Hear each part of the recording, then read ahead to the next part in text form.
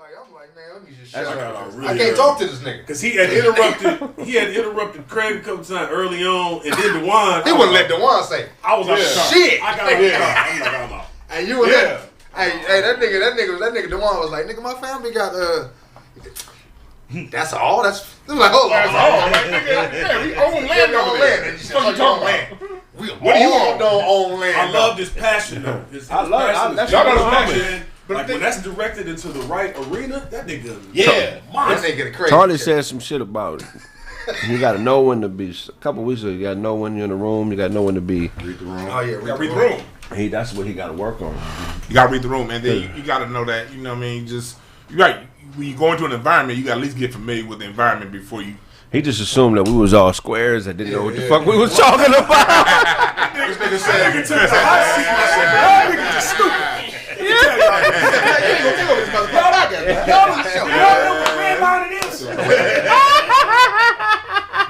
You ever heard of segregation? You ever felt the pains of racism? Let me tell y'all niggas about the New Deal. I checked out super early. That nigga was like, y'all don't know shit about Martin Luther King. It was surface level information, but he had passion, man. He had a passion, just get it directed right. Yeah, bro. You gotta learn how to listen. That's why I learned early and try to, you know what I'm saying, build with niggas. Like, you gotta listen more than you talk. You know what I'm saying? Especially when you try. Especially when they older you. Yeah. When you're around older niggas, you gotta listen. Especially a decade older. I think everybody in this motherfucker was at least a decade older. Yeah. A dime on him at least. At least. You know, but that's my nigga. I love him. He'll come back one day. You know what I'm saying? I was talking about my theory on conscious rap. What is it?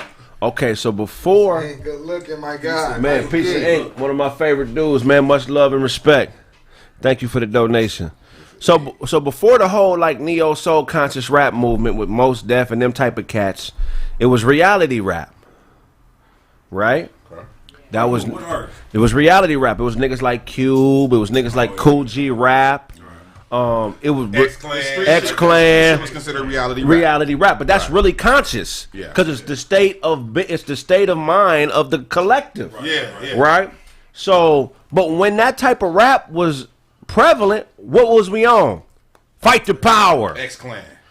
Nigga, we need to burn this motherfucker down. I said death certificate told y'all the riots was coming. Yeah. Take a nation of million dollars back. You know what I mean? Yeah. Niggas was on nigga, we about that action. We ready to die for this shit, right? Yeah.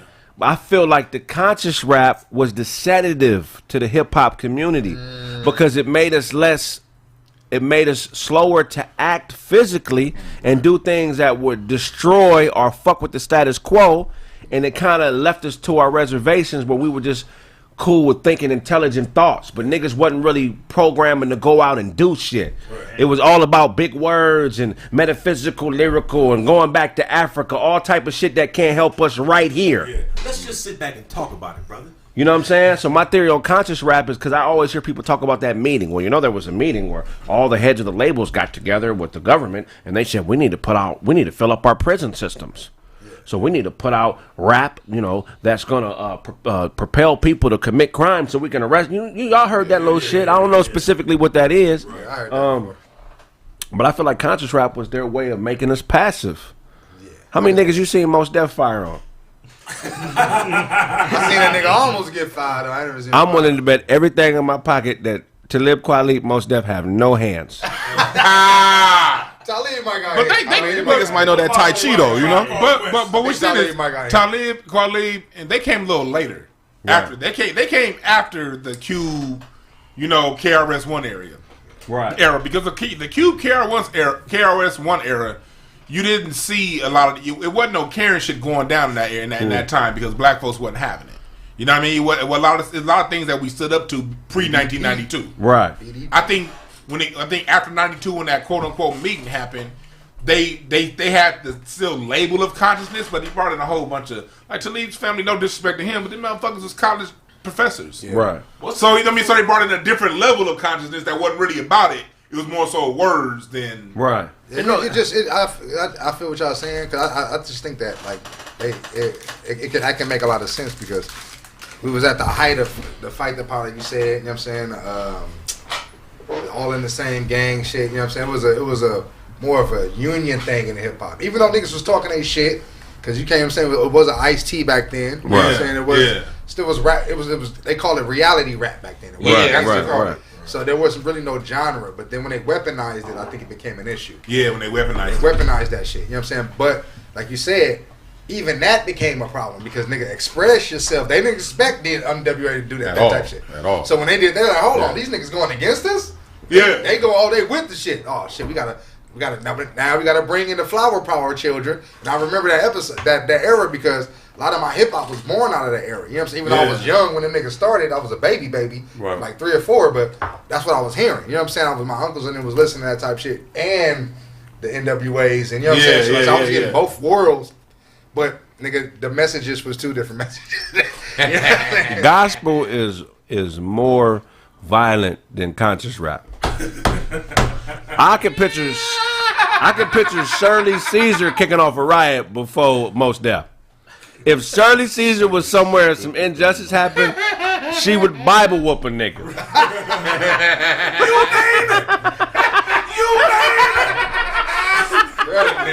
She would Holy Ghost stomp a police officer that was harassing her, nigga. Holy Ghost stomp. She would Holy Ghost stomp.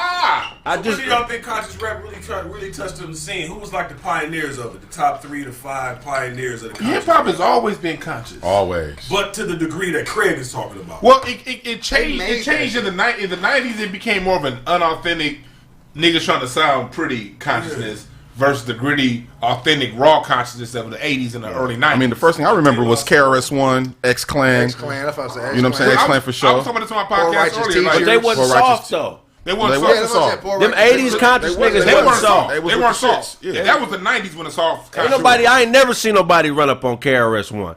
And I seen him live on the battle say, I got a battle rap written for all the top 10 rappers. Who won it? And Dead Prez. You don't forget about Dead Prez. Bambaataa was conscious.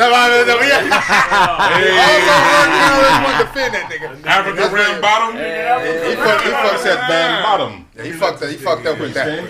He fucked up with that. I don't like that. I like that. But like, it was always black music. Whether you talking about hip hop, R&B, the old school rock and roll, our old school country when we ran country. It was always had a consciousness to it. You ran cross country? It ain't no motherfucking way. It just ain't. It ain't happening.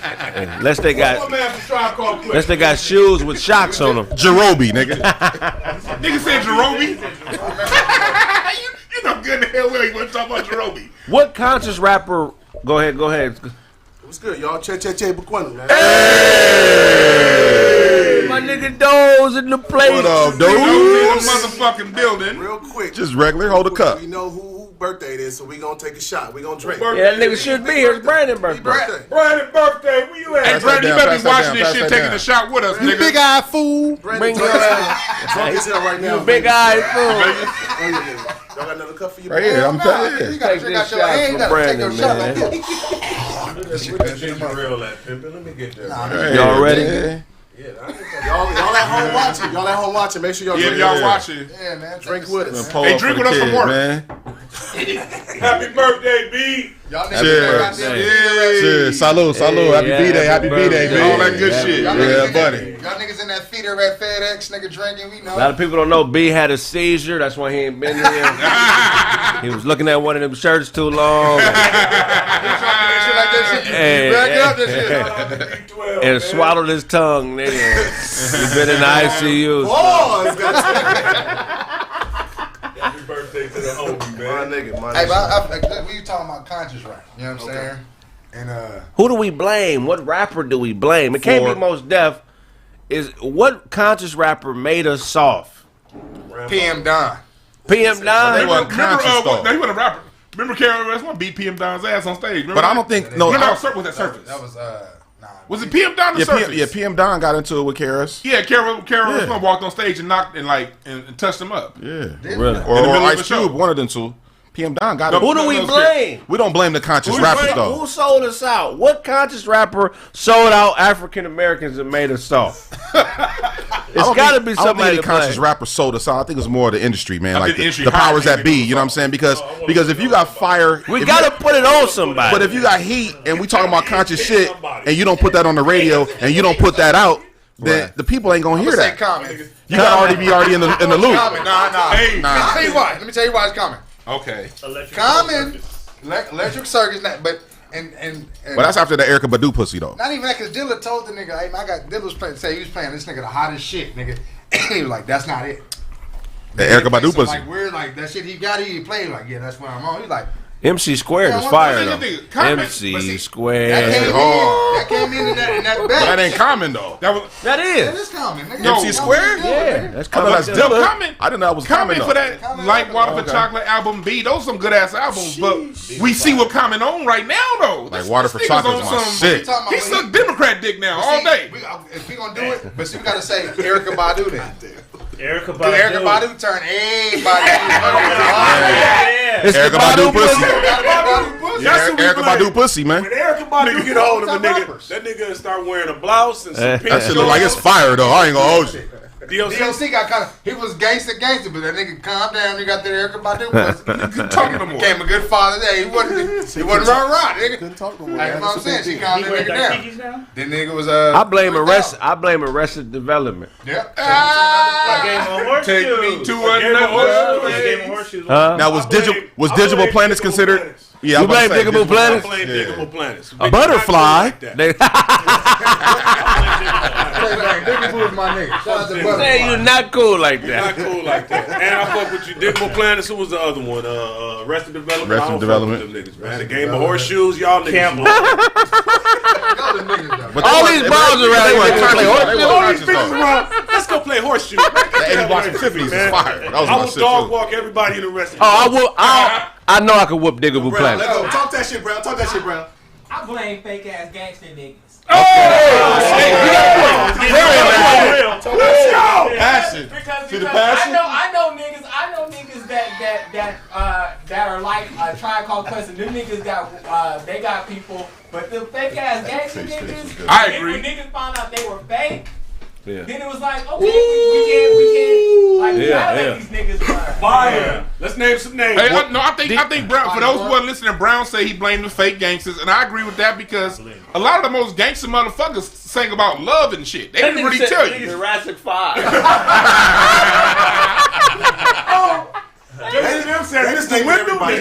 Mr. Window, yeah. I will whoop your ass, nigga. Who else? The fake gangster rapper nigga. Say stop playing for us. The nigga said Spice One? Nah. Spice One ain't fake. Spice One said he was a studio gangster. Did he? Yeah, nigga. I had no idea. I never knew that. Who else? Who else was super fake? I blame Boss. Boss. The female rapper chick? Yeah. I saw that bitch drink a 40 while she was pregnant, nigga, rhyming on stage. What? Bullshit. She was drinking a 40 and she was like 7 months pregnant. Was it for entertainment or was it for... No, she was on stage drinking out. This is what I want to do. In downtown at the Mayan, and that same show, a nigga came in and got busted right on the chest. Got killed, yeah. Right here, and the nigga came and smoked the nigga right in the chest during her show. Oh, wow. Hey, she was pretty, huh? Yeah, Boss is alright. Boss was bad. I was looking at her video the other day. So who'd you smack first, Lady of Rage or Boss? Lady Ray's bad. Ray's thick. I wife Ray's. I wife Ray's. Hey, Ray's thick right now. What? These are nigga, y'all. You see Lady of Rage? I have Lady of Rage. Lady of Rage. Yeah, Yo-Yo's fine too in person. Yo-Yo got them. She got them hazel eyes. Big ass forehead. She fine in the motherfucker. Yo-Yo fine in the motherfucker. And she cool as fuck too. Nah, nigga, Rage don't look like that in person, bro. She thick as fuck. But you be on her. Hey, what? She walk up in here. You like body, nigga? You be on her. You think that you damn, nigga. So you think music can control your thoughts? Oh yeah. Absolutely. Absolutely. Think about it. Have you ever put some work in or done some dirt and you could blame a song on it? Like, damn, nigga, I was listening to Brother Lynch that whole week, nigga. That Tupac Ambitions of a Rider. I was listening to Esham, and I ran into a nigga and broke his leg in 4 places. Nigga. Man, what is Esham? Esham is a nigga from Detroit, man. Okay. Nigga rowdy ass. Think about it, Craig. You was in a, we was in a club during the same era in our 20s. Right. Every time they played "Fuck Them Other Niggas, I'm Down for My Niggas," Right. always gonna be a fight. Oh yeah. Always. Oh yes. The niggas hit the canvas every time that shit come on. Now? Oh, what up, blood? That song. They play that song now, ain't no fight. Nah. It's nostalgia. Not now, no. That song come on now, ain't nobody fighting. It's nostalgia. I'm talking about when it came out. Oh, yeah, I remember. In California, ain't nobody fight, nigga. Down south, they get down. You talking to me that travel, nigga. I travel too, nigga. My people from Louisiana, nigga, they get down. I was at a club when they played it and they fought. I was at one club. I was at 30 of them, nigga. So you was at 30 clubs one night? I'm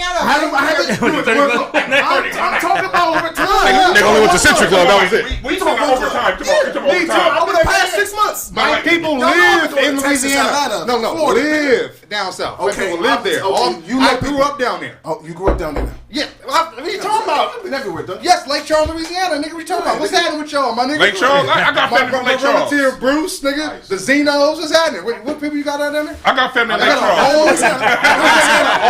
got family down I'm there. in Dallas. I'm in Florida. I'm in just talking about I Georgia. got family down there. That's all I'm saying. Same, nigga. What think I'm going there for, nigga? I ain't gonna lie, that Bone Crusher song used to have me want to knock niggas out. Pull up in the. I forgot how this shit That go. motherfucking Little Scrappy, that Little Scrappy shit used to have motherfuckers. Little Scrappy, how Little used to Scrappy go? that fuck now, I forgot what the fuck this You shit. don't know no songs, dog. I can't think of shit little scrappy rap that I want to fight to. Tell you to fight niggas to whoop there it is. Scrappy got some. Yeah. I just can't think of one. I can't think of it on my head. Charlie be in the club. Charlie want to fight when that shit come on. I'm too sexy for my.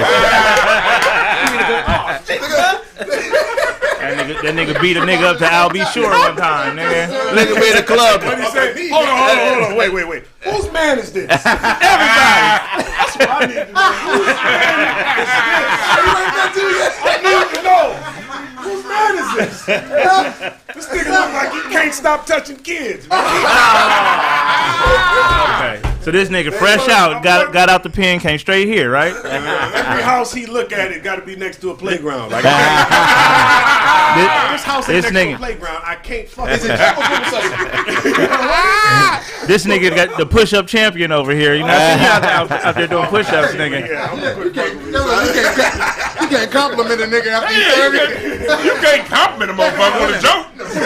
Nigga like he all in shape. Look at this nigga, man. How his biceps is glistening, man.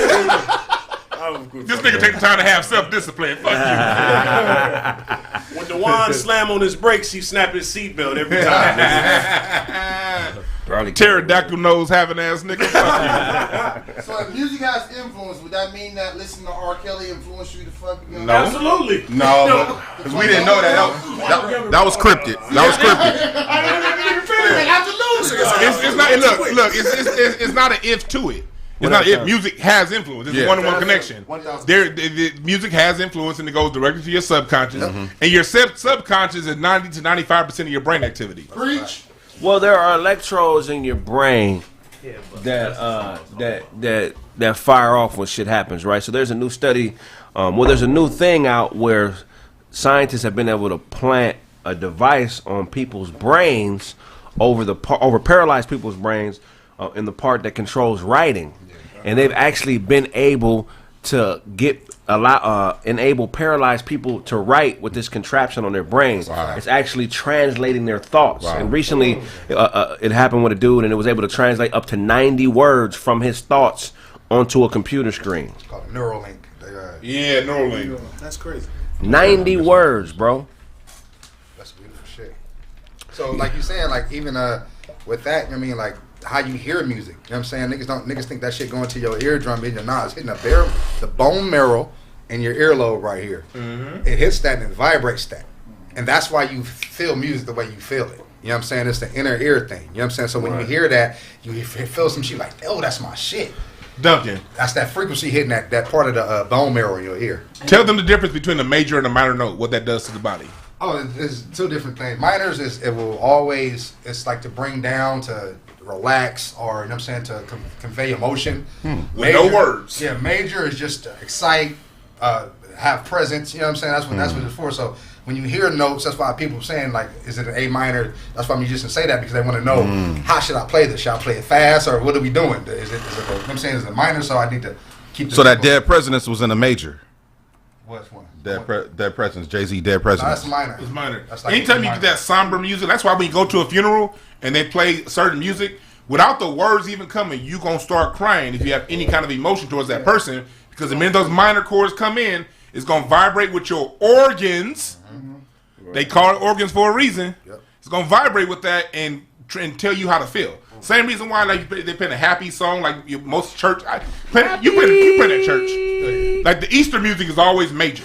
Whenever it's Easter Sunday, them songs are gonna have major chords. There ain't gonna be no minor chords on Easter Sunday. Well, shit, in the movie. I mean, every movie you see, like if it's a scary movie, they playing the music a certain type of way right before some fuck shit's about to happen.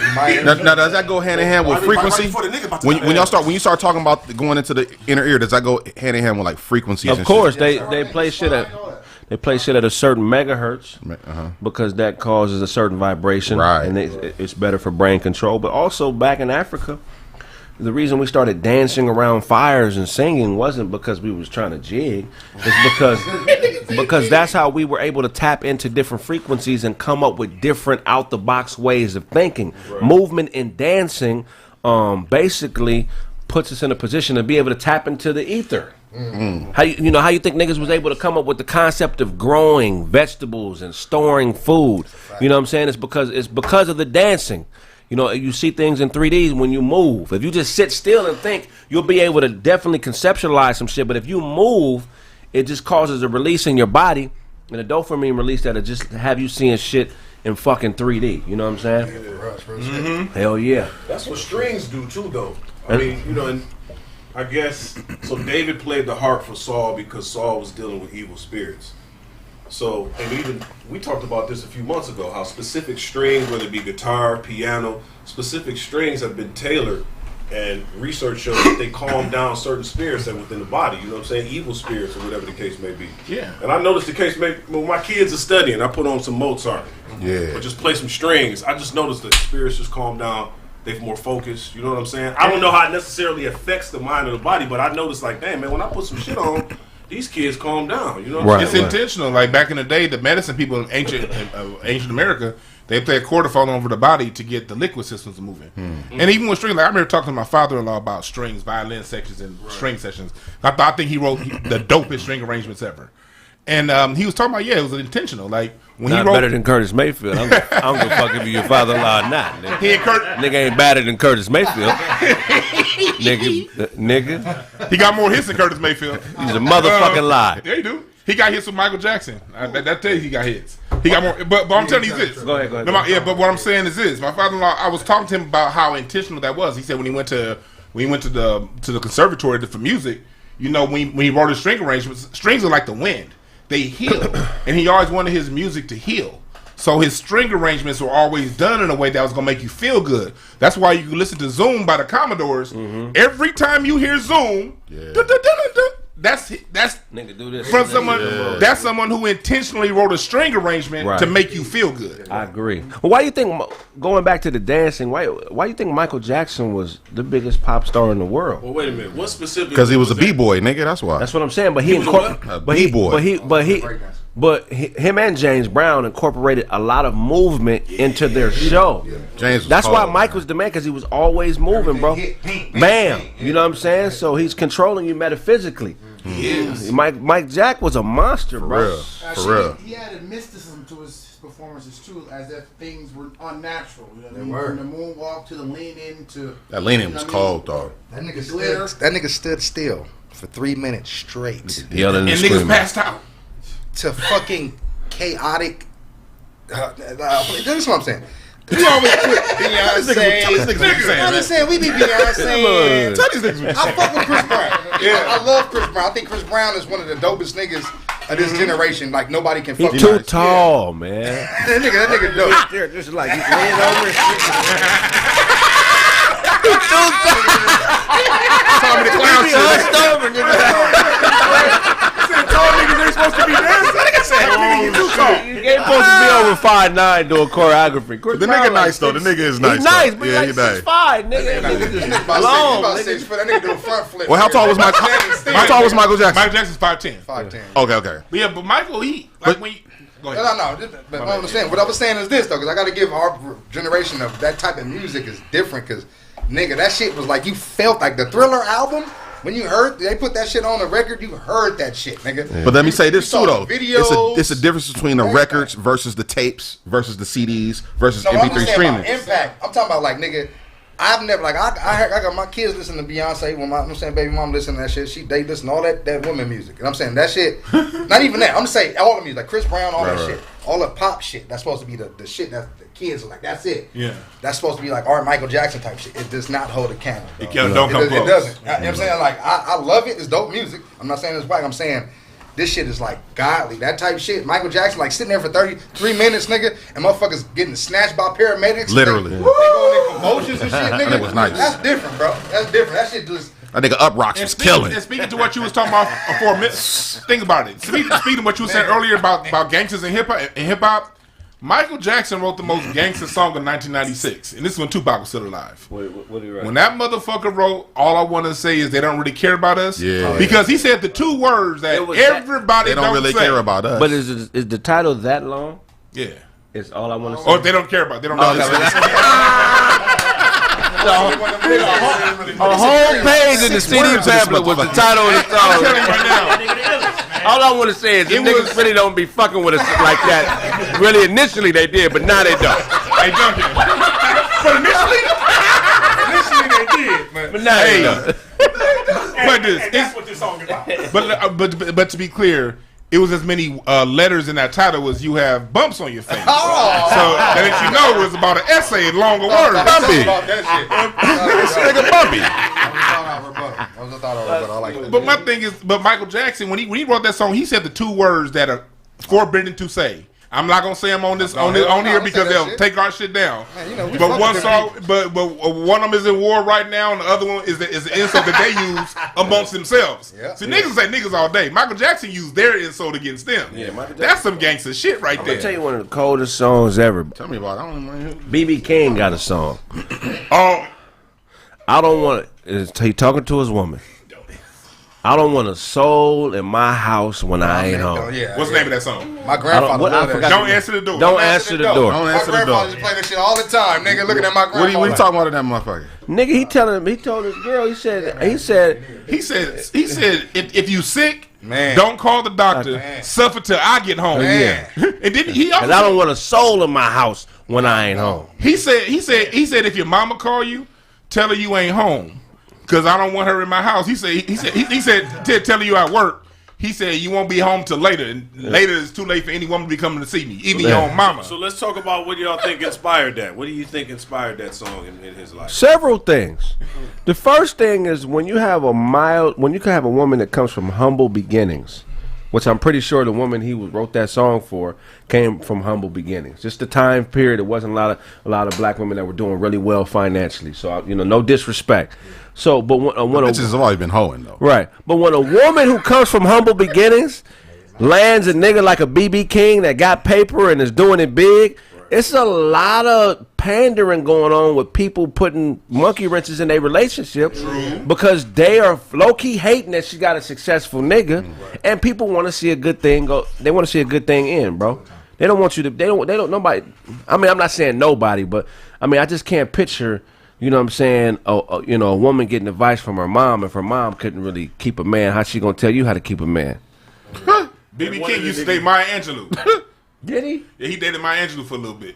Damn. Nigga, that room after they fucked, that shit smelled like hog head cheese. Yeah.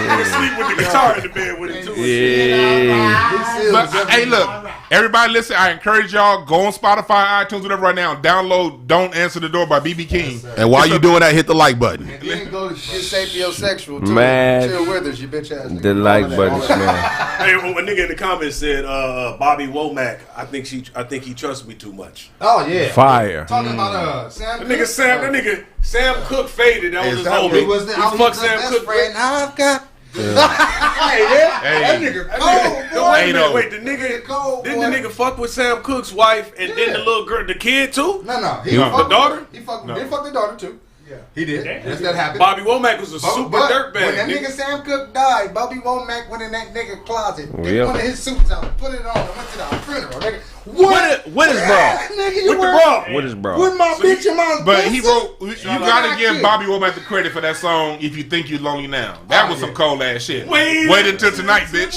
He said, you know how he say you heard that, found that song, right? Yeah. How? He was in the fucking airport, nigga. He said nigga was arguing, nigga, with his bitch, nigga. Nigga hit her off with that, nigga. Bitch, you think you're lonely now? Wait until the night. He was like, hold on, let me write that shit.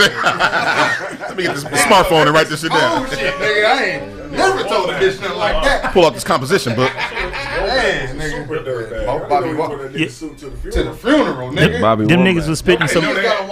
They was spitting some hard shit though. Wait a minute, is that Daddy's suit? Nigga, that's one of the coldest shots. What the SC cufflinks come from? South Carolina, nigga, Sam Cooke. Yo, there's another cold song I feel like don't get enough play, and that's that Orange Juice Jones. The Rain, y'all know that shit? Yeah. That lonely ass song? Yeah. Walking in the rain. Don't nothing in that closet belong to you. That nigga said, don't go in that closet. You without me is like cornflake without the milk. Yeah, I mean, hell, man, without the blue nose, bitch. That nigga was just hurt. Look at all these rumors. That shit surrounding me every day. That shit go, and that beat is trash and the singing is trash. But them lyrics, nigga. Alexander O'Neal was my nigga though. He had a lot of passion because he was a dark skinned nigga that Prince didn't fuck with. Like, That's a go. He was supposed to be in, what's that, Baton. Yeah, he was. Hey, look, that nigga Prince came to the concert like, wait a minute, who is your man right there? Get that nigga out the group. I want nothing but light skinned niggas in my group. That nigga Charlie dressed like he wanted a revolution when he ain't on the show. And then go to a barbershop where they let him get a cut naked. This nigga got a tablecloth on as a shirt. Hell no, man. But look, man, it's some shit that happened, man. Y'all heard about the Dunkin' Donuts employee who punched a customer to death? Nah. One hit it. Slept him. So basically, 27-year-old dude working at Dunkin' Donuts. You don't fuck with that. Black, white, what? Black. So regular customer who was rude to a lot of people in that Dunkin' Donuts. Basically, he was an older white man, and he came in one day. He was 77, and he called the Dunkin' Donuts employee a nigger. You catch it? Oh yeah, the hard R. Hey, it was worse than that though. He talked shit in the driveway. Parked his car. Yeah. He called him a nigga in his car in the drive-thru. He wanted parked to get it, socked walked inside, and called him a nigga again. He wanted to get socked out. He wanted to get punched in the face. Right. So he just felt like living because he's 77. He just wanted to feel it. So they're trying to charge him with murder. Yeah, they're trying to charge him with murder, which I think is ridiculous. You know what I'm saying? Here's the thing. Calling somebody a nigger is a hate crime, isn't it? Yeah. So they did pass that for us? It been a hate crime. Well, damn, okay, I didn't know that because I don't see a lot of niggas going to jail for that shit. If somebody call you a nigger, you can get away. You can say, I fear that they was going to look at me as a nigger in the army. You don't know what he going to do if he call you a nigger. Exactly. Wow. So why should, even if you're an old white man, why should I give you a pass if you're not giving me a pass? Right. Straight up. You feel what I'm saying? That's basic level shit. You pressing me. Basically. So I'm putting my life in danger. Pointing his finger. Doing all the shit that racist old white motherfuckers do that they could get away with when they were younger. They get older and think it ain't no consequences. Right. And now you face the consequences of all this fake superiority you've been pushing. And now you get crumbled by a nice punch and you want to die, you bitch ass nigga? He said, and you want to die? What? This nigga said, now you want to die? You bitch ass nigga? With the onus of the youth. If you the superior race, a little right hook shouldn't kill you, nigga. You motherfuckers, man, that shit irritates me, man. And you want to die? Oh, shit. You know? Like, if there's a go-to for me for that brother's legal case defense, I'm putting money on it. Because he was threatened. He was being harmed because, look, old white folks got a history of putting out burners on black folks. Yeah. So if an old white man comes to me with that word, I'm assuming he has a burner. And fuck pulling out burners, actually killing us. Yeah. Where was it at? I don't know what state was it in. I don't remember. I think it was Ohio. Florida. Florida shit happened. It was Florida. It was Florida. Yeah. Oh yeah, Florida got stay your ground laws. Yeah, he good. What's the coldest? But them said they don't give niggas stay your ground protection. That's true. Because that lady did try to protect her. Yeah. What's the coldest time you ever got hit with that hard ER by a white dude? Shit. Coldest time, yesterday nigga. playing Call of Duty, nigga, I called a fucking nigger, nigga. That's why I don't see why I listen to them niggas. Nigga, I had. Hey, but listen. I was murdering everything they had. I had the best play, nigga, and I had the most kills. He was hot, nigga. It was hot. Yeah, because we was in a chat and we was all talking shit to the whole team. He like, shut up, you fucking nigger. Yeah. Nigga, I laughed so fucking hard. I'm like, you really mad. You gotta get him. Cause you still lost, nigga. Look at that. Cause you gotta watch that replay after I murdered everybody. So look at that. Shot him. Come kill you. You got shot. You tried to jump off the roof. Bow, bow, bow. You're dead. Niggas hate that shit, bro. Nigga want to fight you fucking that nigga stupid. You can't start a fight with a person that's... You can't try to rob me and then get your ass whooped and then file assault charges on me. You know what I'm saying? That's crazy. Do old white racist motherfuckers deserve a pass because they old? Oh, and I want to address somebody in the chat room. Somebody said the man was 77. What the fuck? That means he been saying nigga for 76 years. That mean he double deserving. Now I will say this: he should have got wisdom 40 years ago to shut the fuck up. He didn't learn. Now because he's 77, I won't stump him out. But the two pieces for the sure 2 pieces coming. essential. He's supposed to get up. Come on now. Expect him to get up. But the thing about soccer, how the nigga, you know, you can fall and hit your shit. This nigga knocked the broad out. Call him a nigga. I got savages on my squad. You want to tell that story? Is it 7 years? Don't tell it. Don't tell it. Niggas that take the white person side of shit like this, peace sitting down. When do you ignore racism? You don't. You can't. But we do every day, actually, though. Yeah. Because shit happens on a day-to-day basis. It's the It's amount of different types, racism, too. though. Like that Covert, kind of shit. yeah. That kind of shit is like, nah, we gotta address this. Since you want to be so upfront with it. Yeah, that was so blatant. sensitive. That was blatant. But the covert shit like we talking about, like we see that shit all the time. Can't do nothing about You know, like the shit is all right, fine, whatever. I'm not about to go through that. I'm not going. And you 27 years old, you at work. Like, come on, You're man. not gonna call me a nigger And you work at Dunkin' fucking what is it called? Enough for that. Dunkin' Donuts, nigga. At 27, nigga, you want to kill? You can't wait. Let a nigga say something today. Oh, I'm gonna kill it. I'm gonna go to jail. The fucked up. Go ahead, big bro. I think the fucked up thing about when you're a comedian is that you see the world a little bit different. Like to me, I worked at the airport in Detroit, and I was driving the electric car. I dropped this older white dude off to his location, and he blamed me for being late for his flight, right? And I was like, sir, it wasn't my fault. I got you there. And he went to name calling. He's like, you know what? And I never should have got on the cart with you. You know what you are? You're a black nigger coon. That's what you are. And He ran all three of them. Nigga, you can. and he was about 75, 76. Nigga, I bust out laughing at his face, dog. That shit was so motherfucking funny. Because then he stood up. He tried to like run away and shit and get on the escalator. And the nigga was, I'm like, this nigga's so motherfucking old. That shit So fragile. Hey, that's the best. But when he said it, it was like everybody turned around and looked at me like, this nigga. So let's talk about it. Should the dude at Dunkin' Donuts not caught the fade with me? Like since he was 77? Now we agree. He should have. Okay. But going what Charlie was saying, you hit it just right because look, when it comes to racist jokes, racist words, white folks want that. They not that skillful in many things, but when it comes to racist jokes, they can't beat us on. We can't beat them motherfuckers on that. You gotta come back and hit them with something different. I call them you like yeah. Like their daughters. You gotta hit their daughters. Okay, bitch. You know what I mean? Like call them a cousin fucker. Call them. You gotta call them something different. You can't come back with a racist joke to a white person. I just feel like, man, they more racist than you, racist nigga. monkey. A rhesus monkey. That's that rhesus RH gene factor in their blood. I'll go real scientific on the white boy real quick. I feel like if you respond, the sun hates you. It's all types of shit. You can't respond. You can't respond with anger. I like what he said, but I feel exactly you don't respond with anger. I feel like if you respond based on somebody's words, they got control over you to a certain degree. So for me, that shit was funny. And then when I just stood up for the comedy of it, I stood up. That nigga started. That was even funnier. Like, nigga, I will kill you, dog. You right, but sometimes somebody got to just get socked in the mouth every 9 months or so. It's just sometimes you got to set the precedence, man. it's not just that, like, he went from 0 to 100. What about the build-up? It's some situations where it's like, nah, this motherfucker's been disrespectful, and then said he was in the drive-thru. I was gonna fuck him up already, and then he capped it off. So many other ways. He was a regular customer. Says a regular customer was in the drive-thru. So many other ways as a Dunkin' Donuts employee. I'd have spit in his coffee. I'd have peed in his car. Nah. That's bitch made shit. That's bitch made. That's bitch made. Firing is not bitch made. Pissing a nigga cup and spitting in him. That's bitch made shit. Imagine trying to piss in the coffee and you get your dick in it a little bit.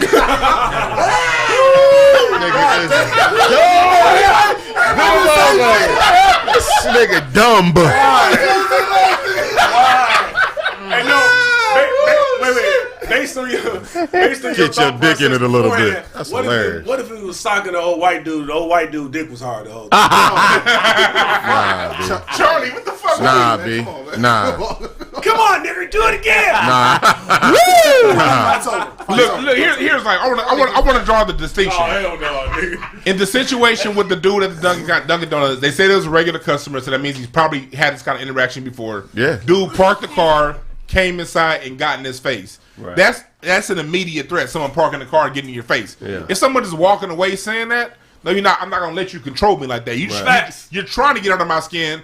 So I'm a comedian. I'm gonna look at what you're wearing and talk. I'm gonna really roast your ass. I'm not. You know what I mean? Right. But as far as fighting them, if someone's in your face, in your grill, then you have every respect. But to respond to words, I can't. Just respond to words. I can't give them that power, man. Can't call me no nigger.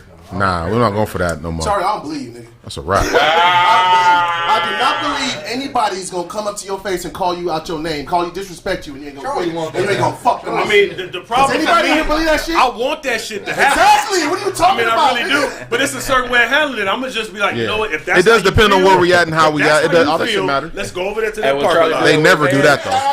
They never do that. They never do that. Let's go over there. They never do that. They never walk to the parking lot. This was Charlie would have did next to the white dude. Charlie would have called. If we got called a nigga and did this, and Charlie would have to the parking lot. Yeah, I would have like, let's go across the street. Let's go somewhere never else. take that walk. Let's square up, big dog. They never do. You know what I would have tripped them. That's always funny to trip them up like. What about getting a nigga in a full Nelson? You just put your index on the nigga forehead. Like, yeah, man. That's how you feel, nigga. Yeah, I'd have tripped. Got a nigga in a full Nelson. What we do is, like, I understand what niggas you saying. You saying you don't want words to control your emotions. You have a nigga have that type of control over you, but it's like I don't want niggas to have that type of control over me, so I just punch him. So he know next time you see a nigga, tighten up. This gonna happen. You know what I'm saying? Yeah, tighten up. You don't keep saying niggas. You gotta set the precedent. It's a teachable moment. Yeah, it's a teachable moment. Literally. So I like that. I like that. I wouldn't. The last time I got caught a nigga one time in Hollywood at the Guitar Center. And I told dude, I said, yeah, it was by a bum. It was like, you fucking nigger. What did you do in the Guitar Center to get caught a nigga? Hold on. I've been in the Guitar Center about 50 times in my life, nigga. How the fuck? Man, what was you doing? It was random. I just got on my car and dude walked by. I was like, you fucking nigger. I said your wife's pussy tastes like tangerines. And the nigga just looked back and was like, and then fucked him up. DJ Show would have kicked him. I think at this time in the area, it's time to discipline, man. No more passes. Just like you said earlier, start this off. You know what I'm saying? They don't give us no passes. They step to us with no passes. Well, they always catch us slipping, man. Racist white motherfuckers are great at it. Be 10 of them and one nigga. Well, they get niggas in Lancaster, 4 of them in Idaho one Valley. Nigga. You never see 5 on 5. Not never. They always have to have the advantage. Or 1-on-1. Clear advantage. And it'd be a fucking 15-year-old or a 16, you know what I mean? That shit crazy. That's why you can't get these cowards no passes, man. Anytime you can get one off on them niggas, man, let them have it, Another news, man. So a black dude in Oklahoma City, you heard about this? North Oklahoma City? He killed an intruder. He owned a dispensary. Right? Killed an intruder, and he's getting charged with 2nd-degree murder. That shit crazy. Right? So they have 2 laws in Oklahoma. They have a stand your ground law and they have a castle law. So what makes this case interesting is the fact that his dispensary license was expired for a year. His dispensary license was expired. So when Stand Your Ground states, if you're committing a crime, if you're committing a crime and defend yourself while you're committing that crime, then you don't get to take advantage of the Stand Your Ground law or the what's called the castle law. So he would have got no time in prison, 0 time in prison if his license was up to date. But since his license isn't up to date, he's facing life in prison. Damn, that's crazy. That's fucked up, man. It is, but these ain't our rules. You gotta know better. You gotta pay your twos and fewes.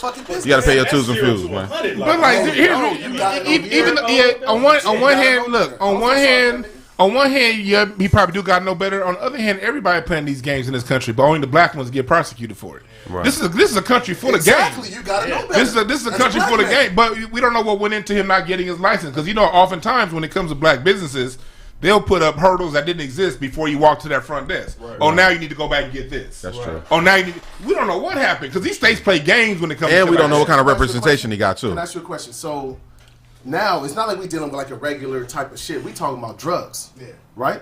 Legal drugs. We still talking about drugs. Okay. At the end of the day. Legal drugs. In this situation, it's not legal. Hey, weed ain't a drug. No, that's not what we're dealing with. Weed ain't a drug. Exactly. No, you know what we're dealing with? That's not what we're dealing with. You know what we're dealing with? We're dealing with a person whose business was being robbed, and he defended his business. That's what we're dealing with. You're talking about just some regular shit. But your business is illegal. He's talking about in the eyes of the But how do we? Two different perspectives. I hear you. You're right. You're both right at the same time. But is it illegal to sell marijuana or not? No. So if you have but it's what I'm saying. Under what he was doing, though. But if you're driving under a suspended license and somebody tries to kill you and you defend yourself, right? You're illegally driving. So you're not driving. You're traveling. You're illegal, or you're traveling, right? So you're telling me that if I'm breaking a law, I don't have a Second Amendment right to bear arms and protect myself? I'm not talking about breaking the law. I'm not talking about general. I'm talking about this situation right here. But we're talking about a license from the eyes of the law. That one, that's different. Let me give you another example. Dozy, what about that shooting that happened in Atlanta when that white dude shot up that massage parlor known by people in the neighborhood say there was one of them illegal Woomty-Wamp massage parlors. Mm-hmm. Yeah. That's illegal. Mm-hmm. So is their murder justified because they were illegally given hand jobs? Wait. The hand job people got killed, or the nigga? I'm saying, but that's what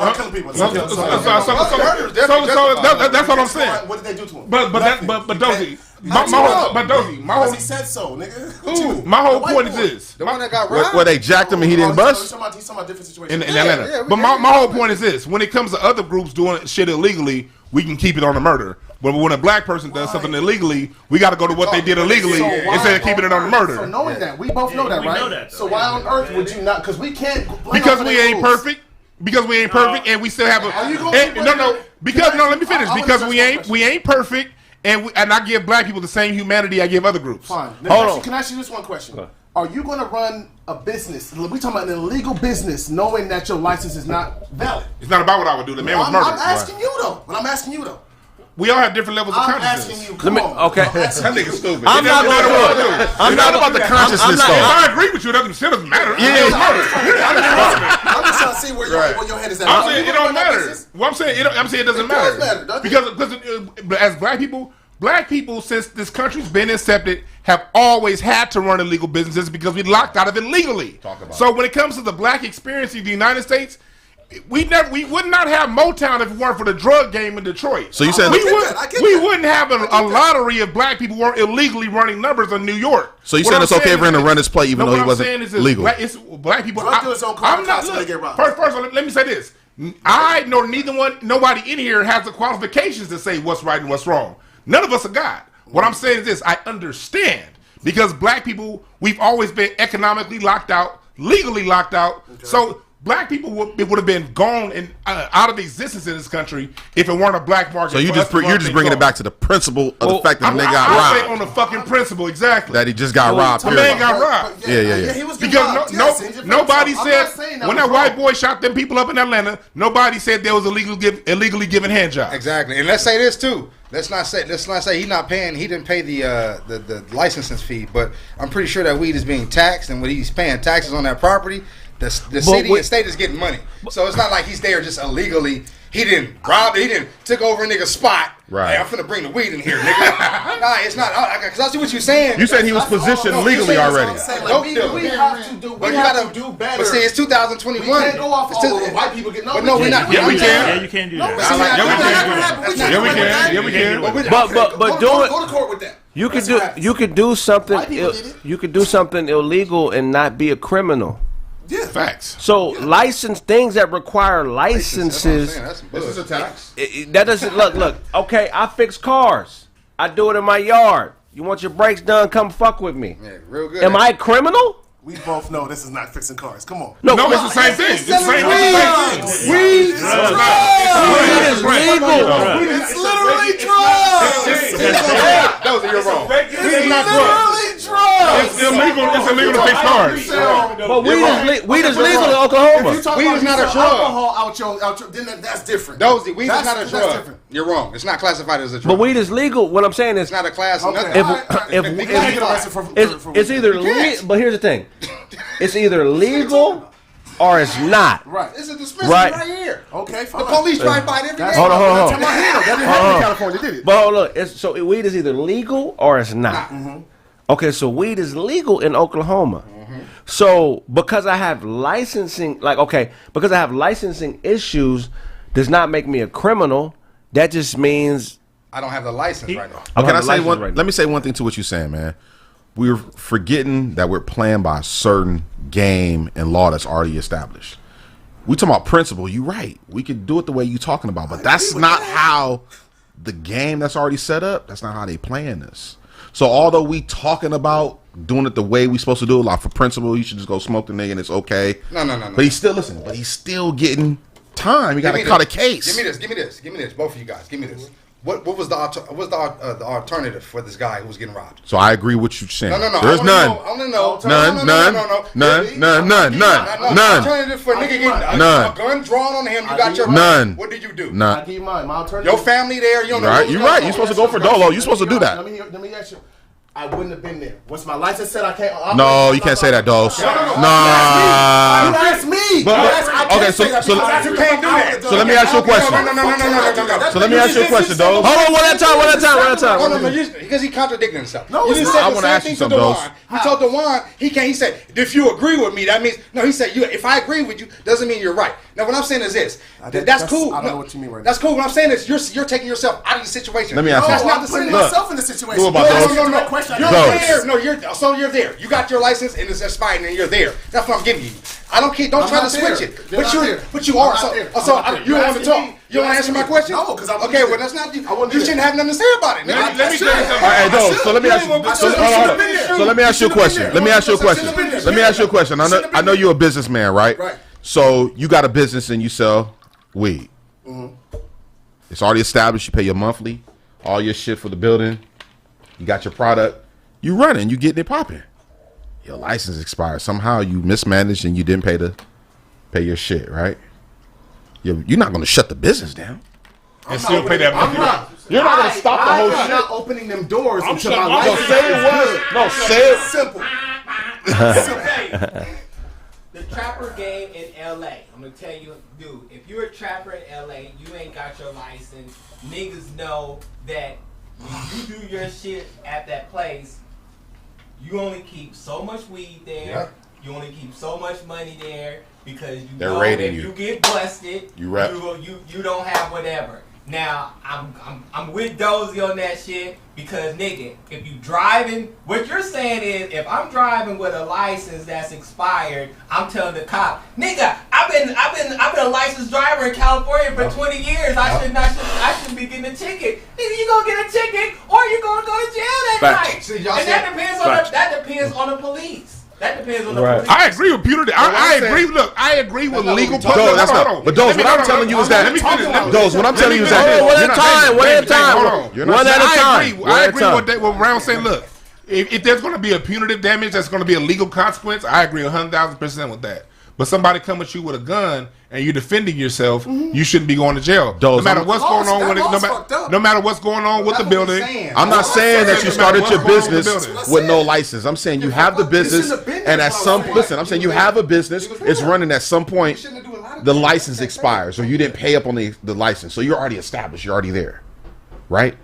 The thing happens. When is it? As soon as I'm aware that my business isn't legal, yes, I'm closing the fucking doors. Period. There's nothing else to say. Hold on. You asked me a question.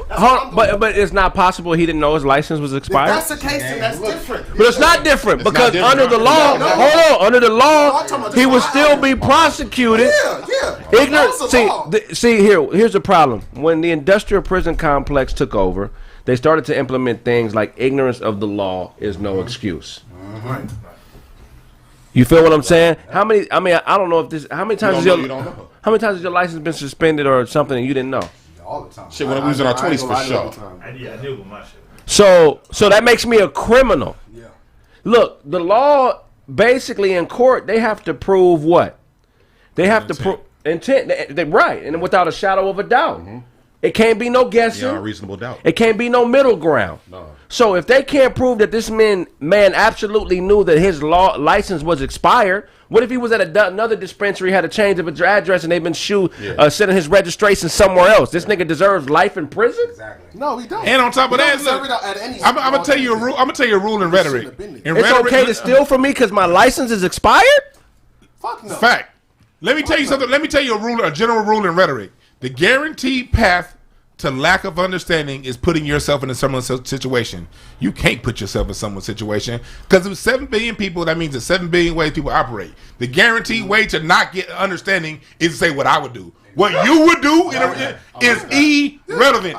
You have to be able to look at a situation for what it is and remove your. Because like what would I do? I haven't done anything illegal. I've never had a suspended license, nigga. I've never even had a ticket in my life. I've never had nothing. So you're speaking, but you know what I'm saying. But you're speaking from someone who has a squeaky clean record. To see a man that doesn't have a squeaky clean record, I can't impose what I would have done in the situation because all my shit is squeaky clean. But I understand because I understand what brothers are up against, and I understand that I've been lucky in certain ways to not get punitive damages in times that I should have. You know what I mean? And so to look at another man and see him get caught up by a law that I'm lucky enough to escape. Said the one talk fast when you nigga, that's cold. I'm not saying nigga. My thing is, if you're too dumb to keep up, that's your problem. My thing is, talk to him. I agree with the law's fucked up. He should not be in the situation he's in at all. Okay. We know so it's like that started with that. I only said, well, shit. Since let's go on the law part though. Let's talk about the law. Since you brought the law, time out. Yeah, fuck the law. But assuming that you started the shit without a license, that's not. Hold on, David. Make sure you're talking to a mic. On that, I just wanted to talk about that real quick. Like, would we, any of us, if you have an illegal business, if you have a business like this, weed. Not just like you sell slinging cars with him. You sell weed or you sell alcohol. Something that you need a permit to sell. Yeah. And that permit is gone. You don't. Sometimes you don't. Sometimes you don't know. Sometimes that shit just go expired. I don't agree with that logic. I've always known what's going on with my driver's license. I ran a used car. Well, you know, but I'm saying it can expire. That's the thing. But what I'm saying is, I agree with you. Mismanaged it if it goes out. Fuck that. But you don't stop the business. I don't understand. I'm done. I agree with Dozy. That excuse, like I didn't know my license was suspended and all that shit. All right, go ahead, Aldo. I think the law is fucked up. I do agree. The law is fucked up. But I think we need to understand that any person you drop in this situation, there's a system at place that he didn't follow. That's cool. The law is fucked up, man. Hold on 1 second. Go ahead, Aldo. This is response to Dozy. So if you shut down your business because it's not shut down. I'm closing the doors. I'm fixing this. Okay, right. Yeah. You're right. Right.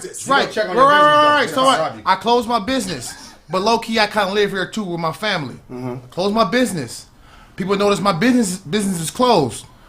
I'm about to jack this nigga. That's a situation. That's the different situation. That's a different situation. I don't know. But the way the law is, I don't know. I'm just talking about. Go ahead, because you. The way the law is, the way the law is. Say I try to kill myself, and I have an illegal gun. All right, the way the law is he had an illegal gun. Yeah. If this nigga lives, we got to take him to jail. Okay, so when is it a system failure? You understand what I'm saying?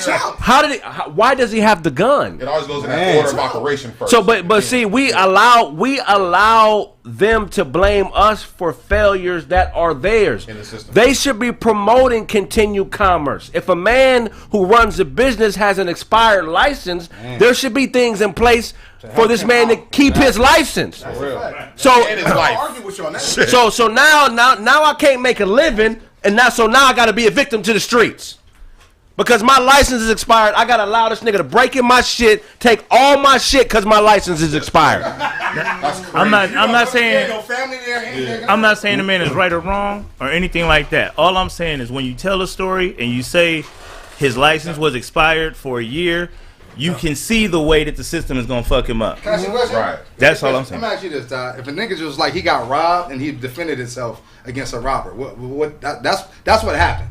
Right. This extra shit is what they do to make it seem like, just like when they shot old girl in the house and they tried to bring up that her nigga was drug dealer. Right.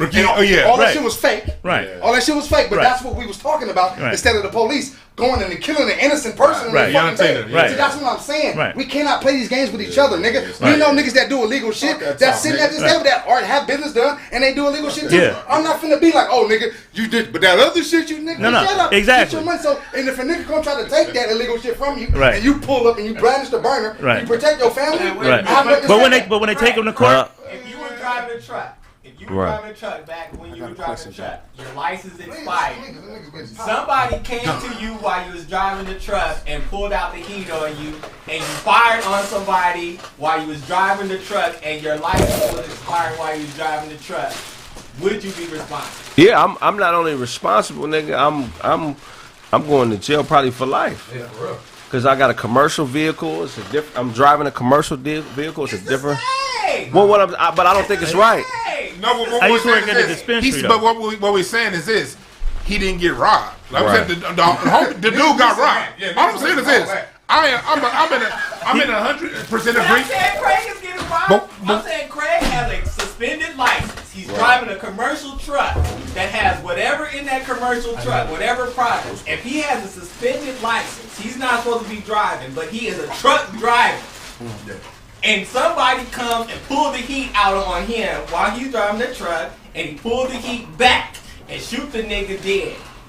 He's going to jail. He has a suspended license. I'm saying, I get the whole he's going to jail thing because he's black, but my whole thing is these laws.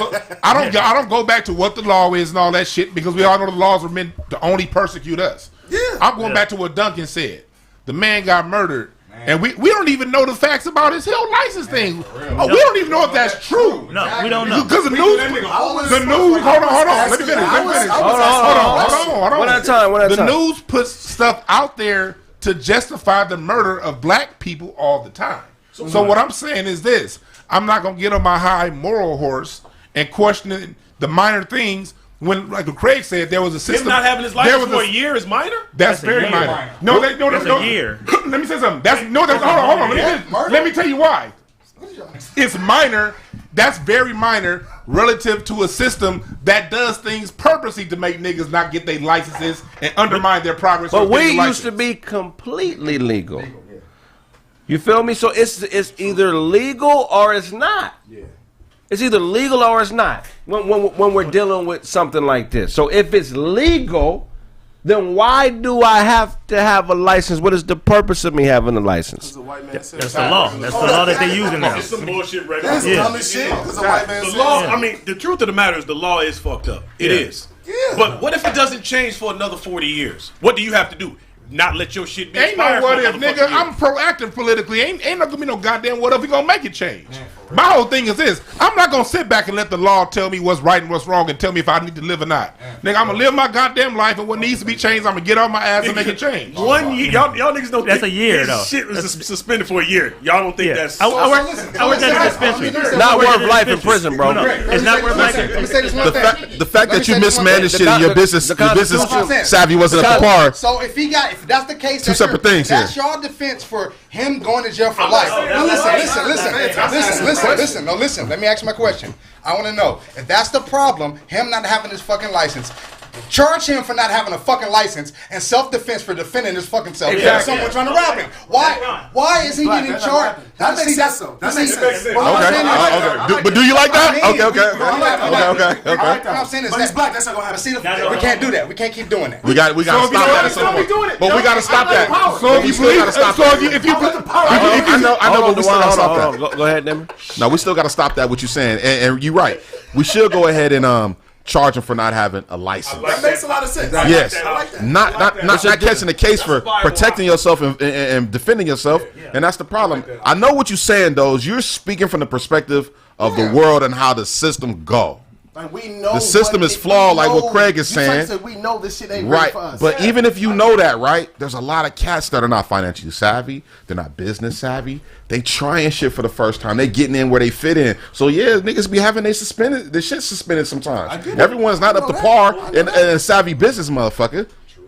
They should be. Everyone should aspire to be, but they not. The problem is accountability, bro. We have gotten too comfortable letting these lawmakers and these police dictate to us what the laws we voted on. Right. Well, we need to vote more locally. If somebody gets illegal, if somebody gets an unjust sentencing, the community should be able to get together and say, "Hey, we don't think that's fair," That's true. and overturn that. Nah, nigga, but we can't do that. Because there's a fucking price on every prisoner's head, and as soon as a nigga is convicted, that's privatized money for somebody I disagree in with free that. labor. Actually, the community can get together and make something like that happen. There's no unity in the community. Nigga, Tookie Williams died in prison. Yeah, but and niggas was marching and doing everything we could to get Tookie out. Hell yeah.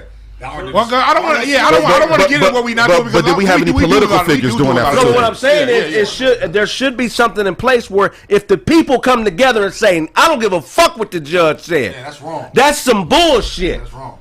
I mean, because we're who they're going to be living amongst.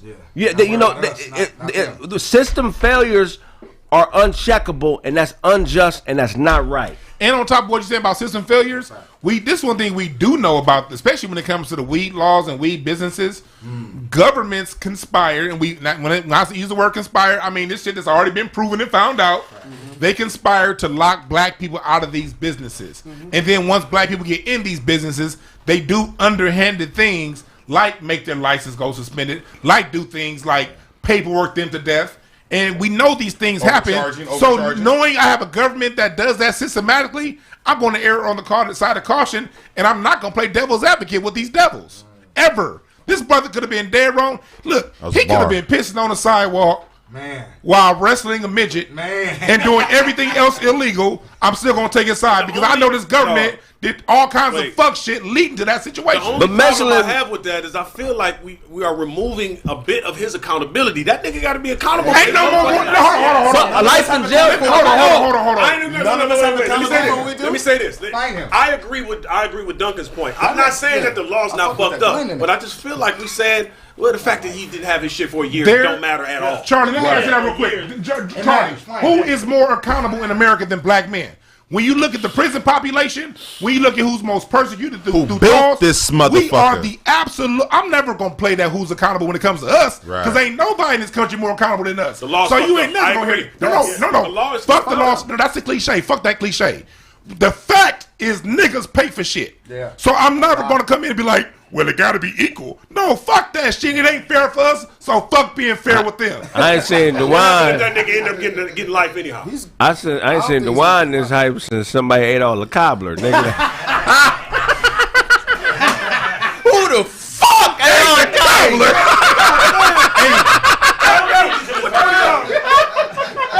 Hey, Kraig. I want 26 peaches in there.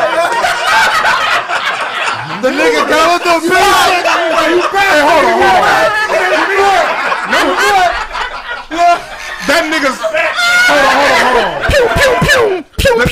This nigga's collar got bit by John. Talking all that shit with that thing going. And this, look at this. And this nigga. Somebody got beheaded in there.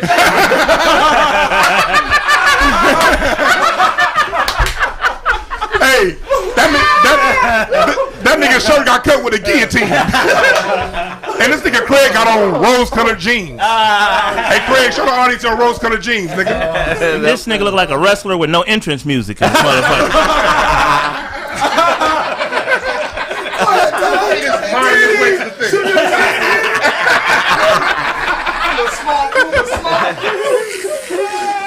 This nigga, and y'all can't see with the camera, but this nigga got a Gargamel bump on his nose. You need to see this motherfucker. God damn. Gargamel. Real quick. This nigga got an off-center gap in his mouth. Ain't the gap supposed to go between the middle teeth, nigga? Let's take one for B, man. Real quick, man. I'll let y'all Hey, birthday, Brandon. Birthday, man. Hey, that nigga catfish frying champion. Shout out to B. Nobody can take him over. Nigga, that nigga won it. Yeah. That nigga Shouts said- out to Brandon. That nigga said, "Fuck these drinks. Where the cake at, huh?"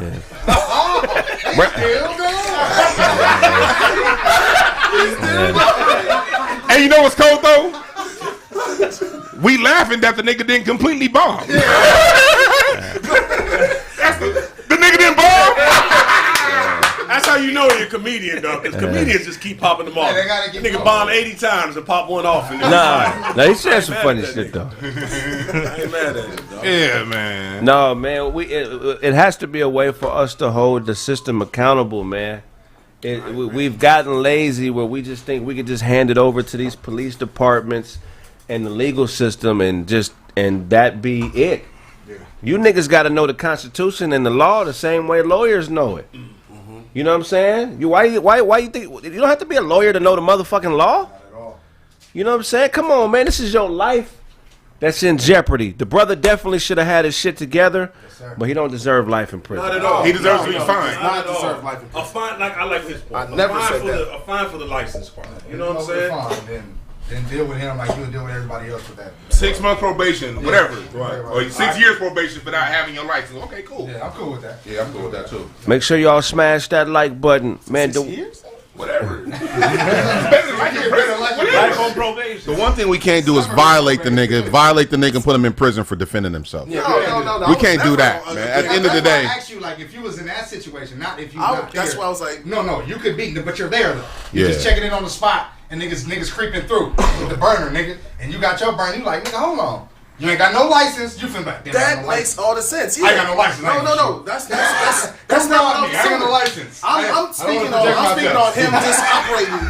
I'm speaking on him just. I was thinking, he's operating and it happened. Yeah, but while you're operating, that's a different But situation. that's what the media does. That's what we trying to say. Yeah. The media will I get flip that. That's why we talking. And you know what? Hold on. Todd, have you ever been accused of something you didn't do by the police? Yes. I didn't touch And I got the confused. I did not touch him. That was third pedophile. Right. My police is like, this motherfucker got the police My like, nigga from CNC Music Factory over here, motherfucker.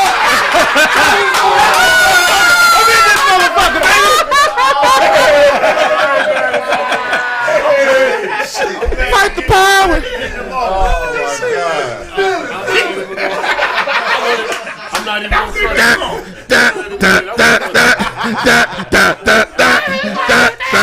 Everybody dance now. Charlie told me he didn't want the fat girl in the video. You know?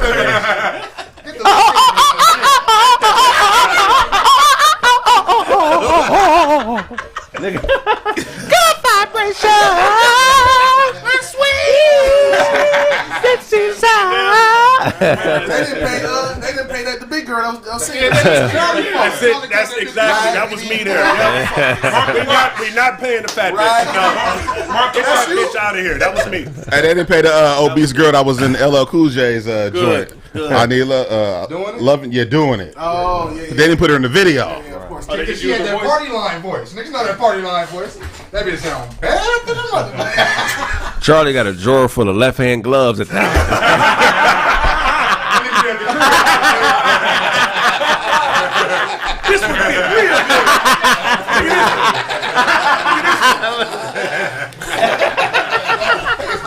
I guess Juan the only one in this room that can hear a honey bun talk. What are you saying to me? God damn. Nigga, Charlie's skin the color of marijuana eyes. Red skinned bastard. Fuck you. Okay, I'll let you get that one off. No, man, we go. How many likes we at right Hit now? them likes, man. Get us up there, baby. Hit them Where we likes. at, man? Because we Doing about good to. right we now. had, We had 2,134 likes, Brandon. Go hit that like button, gentlemen. We had 2,000 No, I'm sorry. I'm wilding. We had We're at 8:06, but that's where we need to be, nigga. So go ahead and hit that like button, man. Go ahead and hit that like button, man. That's where we need to be, man. Put that into existence there. We need to be out of doubt. Charlie, I'm gonna go Duncan. Have the police ever accused you of something or even detained you and accused you of something that you didn't do? Hell yeah, I was told that I had just got out on bail, so he wasn't finna trip on me not driving out of suspended license, nigga. I was like, hold on, bro, I ain't been to jail in 7 years, nigga. And last time I went to jail, I ain't never been to jail for no bullshit. Only time I went to jail, niggas, for suspended license, bro. Yeah. You know what I'm saying? So, nigga, and that was 7 years ago. So how am I just getting out on bail, nigga? And he was dead serious. He was like, nah, nigga, I know it's you. I'm like, bro, I don't give a fuck with you. And that was low. I could have had a case against some niggas. That's racism. I could have ran to a bail bondsman like, nigga, what's going on with my identity? You know what I'm saying? Somebody using my shit out on bail. What's going on, nigga? He didn't provide me no information, nothing, nigga. But he didn't have nothing on me because he thought I had dope on me. You know what I'm saying? At that time, I was driving a... Oh, yeah, definitely. Hey, definitely, you knew. Nigga. Compton Sheriff, nigga. They stopped me, nigga. Like, they stopped me with 7 cars, bro. I've never been stopped with just 1 car. Every time I get a felony stop. Well, you are in a different weight class. Nah, nigga, fuck a weight class. I'm black, bro. Like, dark-skinned men. I'm just being honest. Dark-skinned men, we not getting met. The homegirl got raped by Compton PD. Oh, on duty. That's her. You know her? Yeah, she did my show, Jada. Oh, okay, she got raped by the Compton PD. On duty. We finna go tear that motherfucker down because of that, bro. Yeah. That was the first time Crips and Bloods finna come together. Yeah, in the 90s. That's why they had to disband the Compton PD. They brought in the sheriff, but the people that got fired by Compton PD just got rehired by the sheriff and stayed there. Exactly. I never knew that. And they came right back into the hood. Yep.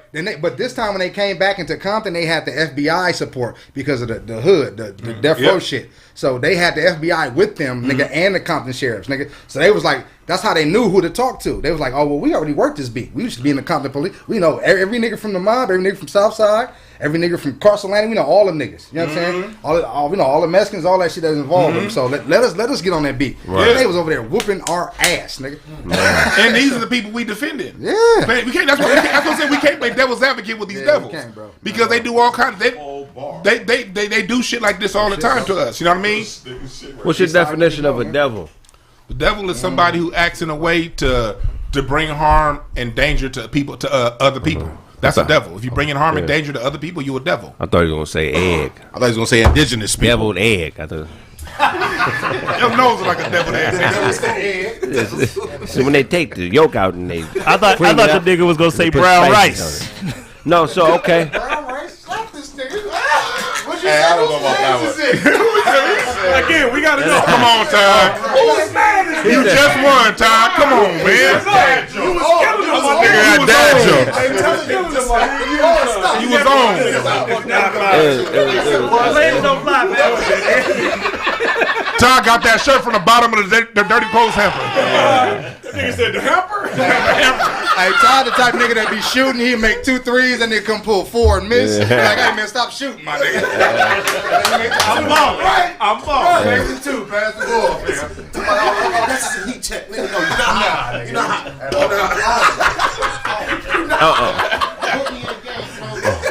how. On Sundays, Todd take a vitamin C bath so you don't have to wear his glasses.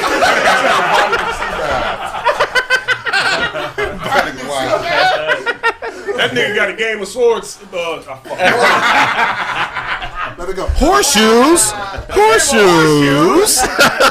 Mr. Window, yeah.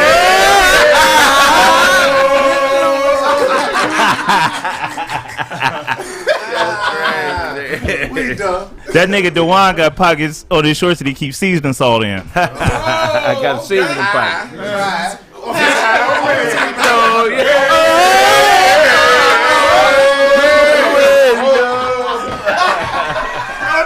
Hey, niggas, they bit that shit from New Edition, nigga. That's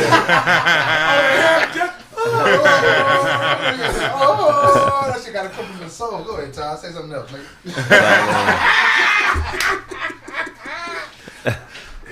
Ty got one. Yeah, go ahead. Now, me and my nigga Lil Rel over here just gonna make it happen. Mr. Window,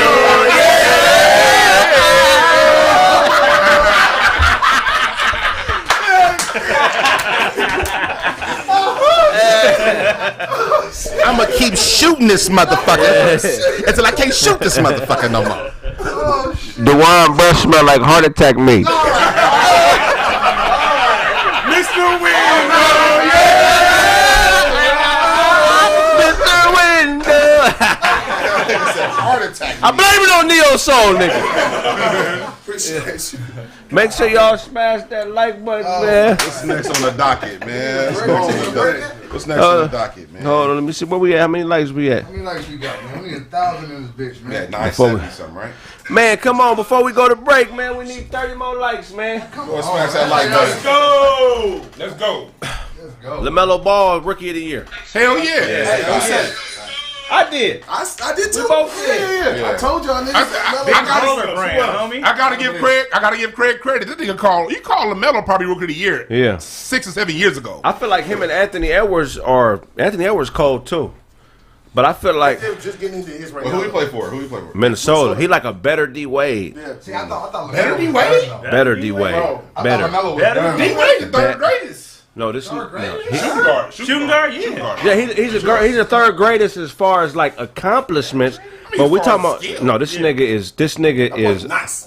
he like just imagine D Wade like 2 inches taller, More bounce. but more bounce and faster. This is my first time in our league pass in about 15 years. When he I fucked ain't up, did he fuck up his Achilles or something? His ACL? His wrist. hand. His wrist. So when he fucked his wrist up, I thought it was like, okay. They say he might be out for a minute. I'm like, damn, it's gonna fuck up his growth because the nigga was killing at the time. Yeah. The nigga came back. Like, You saw that underhand pass he made his first game back? Trey, what's his name from Atlanta? Trae Young. Trey Young, LaMelo, Michael Porter, old boy from Minnesota. What's his name? The guard. No, that's his third year. Kraig calling all light-skinned players. all them niggas. Kraig is calling all light-skinned players. All them niggas is murder though. Yeah. We was talking about. Nigga, Trey is averaging 27 and 9. All them niggas daddy I'll take Trae over Luka all day. You tell that nigga that's what? I'll take Trae Young over Luka all day. I've been saying that. Jay Morant, but I don't see. Jay Morant is the most athletic of them, but I'm not taking Jay Morant over Trey. I'm not taking Jay over LaMelo. I'm not. Jay over Trey. I'm not taking nobody over LaMelo. Are you? Wait. Trey's a scorer, but I don't think he's a winner. I'm not taking nobody. He don't have a team around. Look, the Hawks ain't even that good. He got the motherfuckers in the playoffs. They really ain't that On good. the East. No, but the East is better. That team is trash. Trey Young is amazing, bro. No, you That team dope is as trash. fuck. But I'm like, he a good player. I'm not saying he not up there. I'm saying like I wouldn't take him over Jay Morant. That's what I'm saying. Oh, I'm not saying he in a not heartbeat, I What's would. your nigga name? John Morant. I'm not gonna. That nigga said Jay. First of all, nigga, the Popeye the Sailor Man. Pew pew pew pew pew pew. John Morant, I don't know. That nigga it's just upside for me, bro. Like that shit. But when it comes to LaMelo, he got all the components you cannot teach. Yeah, The way he knows how to pass you open. You know what I mean? Everybody, you can't teach how to pass somebody He open. do got league passes. And then he can still pull up from 2 feet inside the half court line and wet your ass. So it's like LaMelo's game is he's gonna be nice for a very long time. He's the best rookie since LeBron. But look at his I agree. What? Luka is the best all-around player. Don't do that. Niggas. Luka nice, but I don't that think dude's last name is Stefano. That nigga knows soccer. He don't know shit about basketball. Who's gonna be the next best player, like next LeBron James? LaMelo and Anthony Edwards. He's the face of the league. LaMelo has the tools. And Michael Porter's in that mix too. Here's LaMelo's advantage. Here's what him say healthy is gonna be the issue. Here's what LaMelo has that the other guys don't have. Those other guys are just skilled. He has the skills that they have, He got the bonus. but LaMelo knows how to he entertains, and that's a concept that goes a long way. He's very entertaining. He got when that he plays. magic bug. Magic used to have. He remind me of Magic. He'd be having fun on that court, bro. You just can't wait to see what the nigga gonna do next. I agree that Zion is one of them, but I don't think he'll be the face of the league. I think it's gonna be LaMelo. he got to stay healthy. He got to stay healthy. Yeah, I need 5 years of Zion consecutively before I could be all the way. So don't get me wrong, he's the most dominant player in the NBA right now. That's a fact. Who, Like, Zion? So does he remind you of like a Sean Kemp maybe? No, Charles Barkley. He's like Dominique Barkley. Yeah, he got But Kraig, to go on what you saying with Weird that, ass combo, but because- I see it. Yeah, to go on Dominique with that, Barkley. Anthony Davis really could be dominating the league, but he could never put together 2 straight full good seasons. Anthony The Davis? difference between EJ in that locker room. the difference between EJ. The difference between those who really dominate the league and the cats that may be a step behind, a lot of that has to do with just their overall health. LeBron's been able to dominate because the niggas never hurt. Somebody said LJ equals Zion. Hell no. Larry Johnson didn't have game like Zion. Are you Larry Johnson crazy? had game. But he didn't have Zion game. You talking about Grandmama? Yeah. Before the back, after the He had a better jump shot than Zion. I mean, yeah, but he had a better jump. Larry, He had that block play. but he didn't have no handle. Zion be crossing niggas and taking them off the dribble. Really, yeah. And Zion be dishing the rock too. Zion got done. And Zion got the cold flat top. Yeah. Yeah, Zion is an anomaly, my nigga. He's an anomaly. We're going to go to a quick commercial break. Check out this roast Dominoes and this big head Kraig, man. We'll be back after these messages. Y'all niggas is dumb, dog. Y'all niggas I'm dumb. tired of people not saying what it is, man. I'm a director. Hey, I'm a director. Places everybody.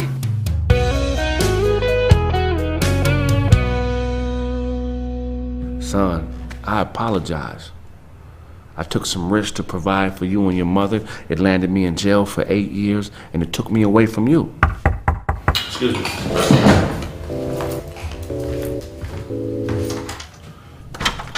What's up, pimp? Hey. What's going on, Flink? Just left the shop, man. You left this up there. I figured you might need okay, this here, appreciate man. that, What y'all man. got going on up here? All Oh, right. y'all chilling. What's happening? Hey, Charlie, what's up, my nigga? What's the word, my God? What's up, big old man? What's the word, dog? Man, I ain't seen you in a minute, man. What you been up to? Oh, shit, not drinking enough protein shakes, Yeah, obviously. you know, man. When you light skinned, you got to play the part, man. So don't nobody fuck with you. You know what I'm saying? You can use that kind of language, man. Fuck the kids, man. Yeah, I feel you. I feel you. What's been going on, though, man? I'm telling you, nephew been out there doing it big, though.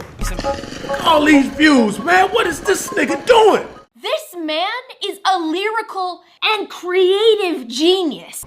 I need me a thick but no homo though, cause that's that gay shit. Nigga, as long as I say no homo, it's not gay, right? Absolutely right, sir. Anime. Shout out to Charlie Google's film. Section. Can't call me Poppy, I teach her. This is so dumb. Everything about this was iconic.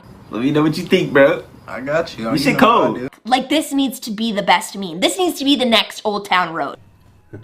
What's going on with you, you big French bull mastiff terrier looking motherfucker, you dog ass nigga, man? You just like your daddy, man. Look at you, boy. You get big. Ah, shit, nigga, I almost broke my hand, you buck. What you feeding this nigga? A whole lot of greens. You got some more of it? I'm hungry. They got some weed in here. I want to take some time, though, man. I got to thank y'all, man. Okay. First of all, I want to thank you for holding down the shop while I was in the penitentiary, man. I'm just saying, just all you gotta do, nigga, is put the run the alternator, run the line to the alternator. Yeah, the tube got to go in the hole.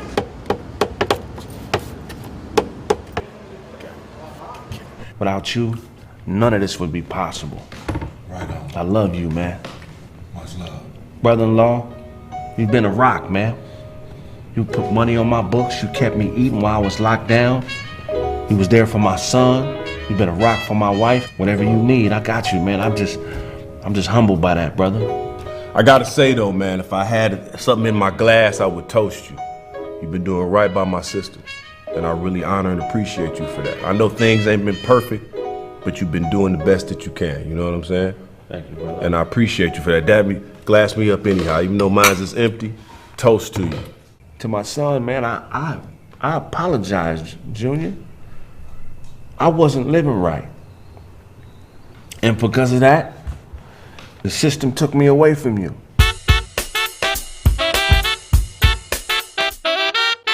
The show you are watching is a paid program or advertisement. USA Network is not responsible for the claims and representations made by the sponsor. Hello world, I'm Cephas X. Hotep, I have a breakthrough for you today. Years ago, my ex-wife, come on, my beautiful ex-wife, we traveled to Kemet. I picked up what I thought was a harmless blueberry. Unbeknownst to me, it was a Gadoji berry. Gadoji berries have healing qualities. They heal any and everything. You ain't got no hands? Gadoji berry. You got a bad knee? Gadoji berry. You a little slow and don't know where to go? Gadoji berry. Baby, bring me a berry. Hurry up now. Hurry up, baby. Okay, baby. I mean, you need a damn dagger to give me a berry? Why you got a dagger? My bad, baby.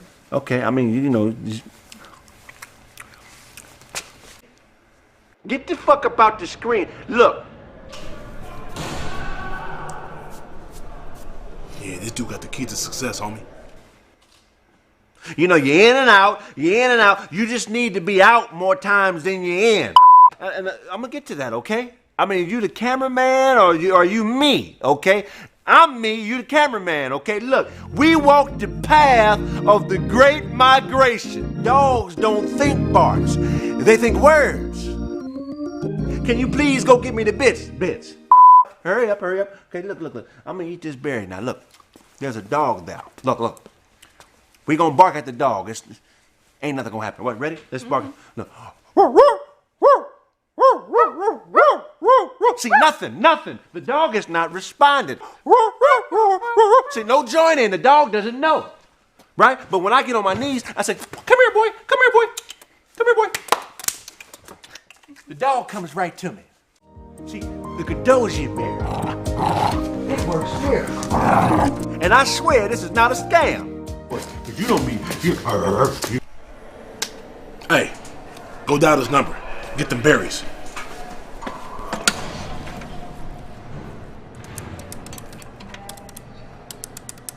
Hello? Hello?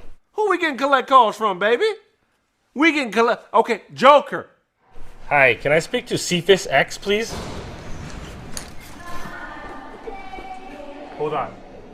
I'm trying to get a 3.5 of the Gadoji berry. What? Could you wrap those up in wool? Are you playing? Hang up the phone. Alrighty. That was classic. Why y'all people... Serious callers, please. Okay, Carla, how you doing, Carla? How can I help you, Carla? Yo, Greg, it's your pops. What? Pop? It's your pops. Code 819. Come on, man. 819. I don't remember. Police!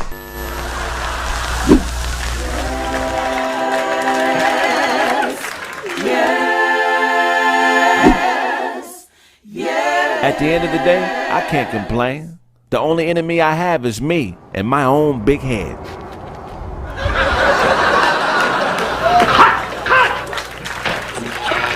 Me and Charlie Google's been running scams since 1985, partner. Get it from God, my nigga.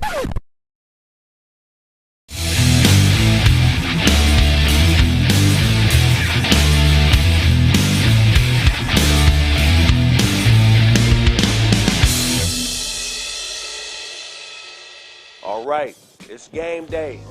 The first player we got coming to the stage, man, is a local player straight out of them streets of South Central Los Angeles. I want y'all to put y'all hands together. Come on, clap it up for the first pro domino player, Slink Johnson. So run off and go get fly and kill them all like COVID guy, cause every real nigga knows it's why. Black is beautiful.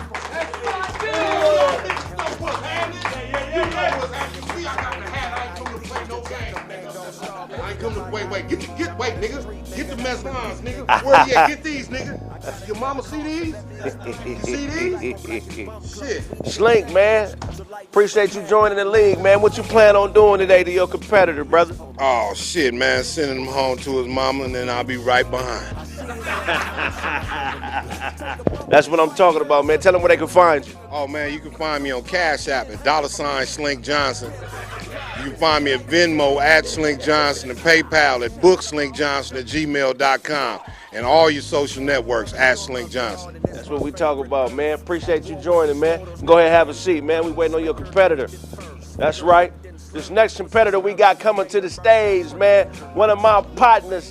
Give it up for Pasadena's finest, Snaps. You are not a tough guy. Those withdrawals cause nausea to body aches, closing walls. Pistols pop for a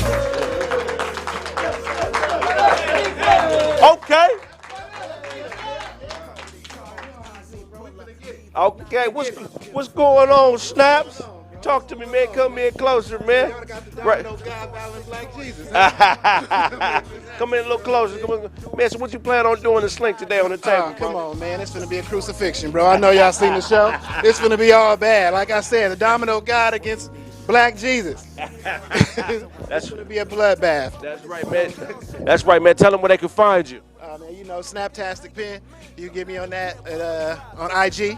But just that's it, man. You can go get me on this table right now, though. So we finna get this done. All right, let's start the game, man. Let's go.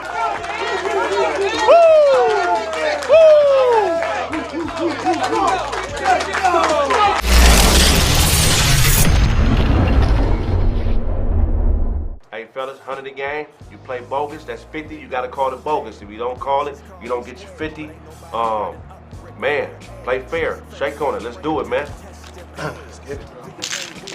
How your mama doing, my nigga? She good, bro. She good. I'm gonna quit playing with buff ass nigga. Nah, let's get it, bro. Nigga meet me outside, shit. Say about my mama, man. Wake up! Yeah, that's what she told me. That's what she tell me all the time. Wake up, you gotta go to work, Mr. Charles. My baby, my name's Slink. Still call me Charles, though. I'm with you. 1 second. You get their hands? Oh, let me get those real quick. Slink, can you see yours, sir? All right. What's your name, my man? Snap. Snap? That's what I'm gonna do to that nigga next. Cool. Got it. All right, let's run it. Go ahead. Oh, shit, there you go. All right, let's get it. Let's get it. There you Six go. on the board. Start that like that. Yeah, I'm gonna show you how we do it in Dina. Oh, that's how you gonna show me? Yeah. What else you do? What you gonna do with that? I set this up for you. Oh, okay. You got it? Yeah, put that right there. 10. We put that right he there. on the board. Board now, okay. Take it up! Yeah. Well, Fish and bread keep my bills We fed. We gotta get some points on you. Hey, you gotta get some. Oh, my God. Let's go this way. Oh, that's the way you gonna go? I'm gonna go Let's this do way. it. Okay. Okay, come on, put that right here for you. Go ahead. Because it was gonna leave it right there. Oh, and it's 50 to the yard. Let's get it. Already. Pull it. Good. I'm in there too. Y'all sending each other, huh? Oh, no. It's two pimps. They keep sending each other. Huh? Get back in there. Yeah, okay. That's what you like. Okay. Oh, okay. Christine, give me Crips. Oh, my God. Yeah, man. Shit, 20 to 10. Me? Slink up, 20 to 10. What kind of question is that, nigga? I'm up all the time. When y'all little niggas sleep, I gotta be up. You gotta go to work. God damn it. Let's go. Oh, my God. Well, you got all the luggage when you... Let's score. I'm out of here. Oh, wait, that's a lot of money and it ain't funny, man. 9, 19, 22, 27, 33. Give him his keys and get him out of here. Any Black Jesus and his 33. Okay, that's good. Not bad. That's over people's head. That's good. Man, what's the 40 or 20? 40 to 20. 40, 20. Kind of like our age, huh?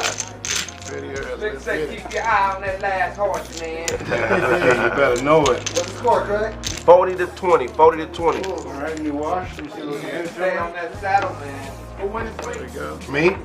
Nah. Snaps up 40 20. Snaps up 40 20. Let's go with it. The question was who winning, not who's up. I'm winning, nigga. I'm just not up right now. Fish and bread. Oh my God. That's man with nickel but don't cut it. That's what you do with that. Yes, That's sir. what Yes, you sir. do with that. Put that right there for you. We'll put it right here for you. Ooh, okay. Okay. Oh, you spicy young nigga, huh? I'm trying to be brother, you know. already, bro? Yeah. Oh, come on, man. Just get a nigga off. Oh, man, it's gonna be it. The handicap, man. I'm saying it. You got the 100 right there. At least he got to pay it off.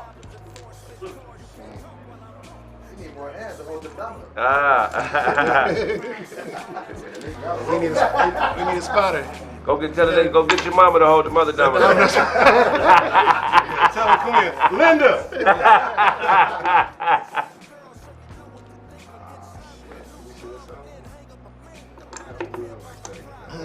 was gonna play that Nick.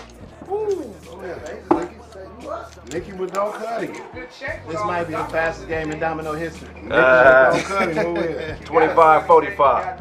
25-45. What is it? 25-45. Call the big one first. This ain't no clipper game, man. Call the big one.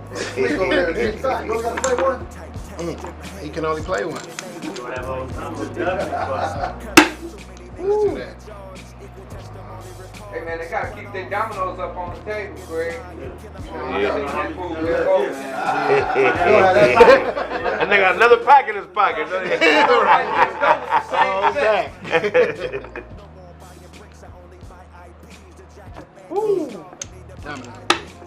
Out of there.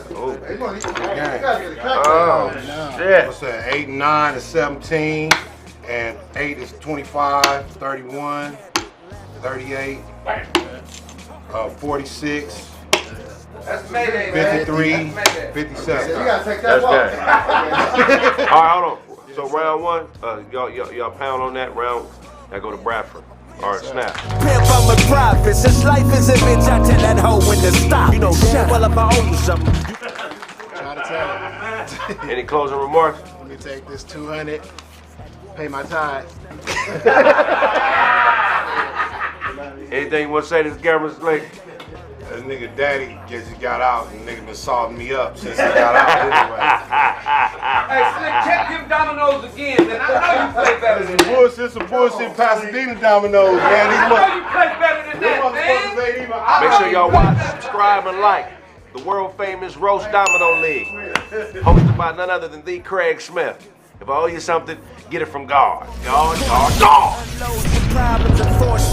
You can't talk while I'm talking. She likes to spend money.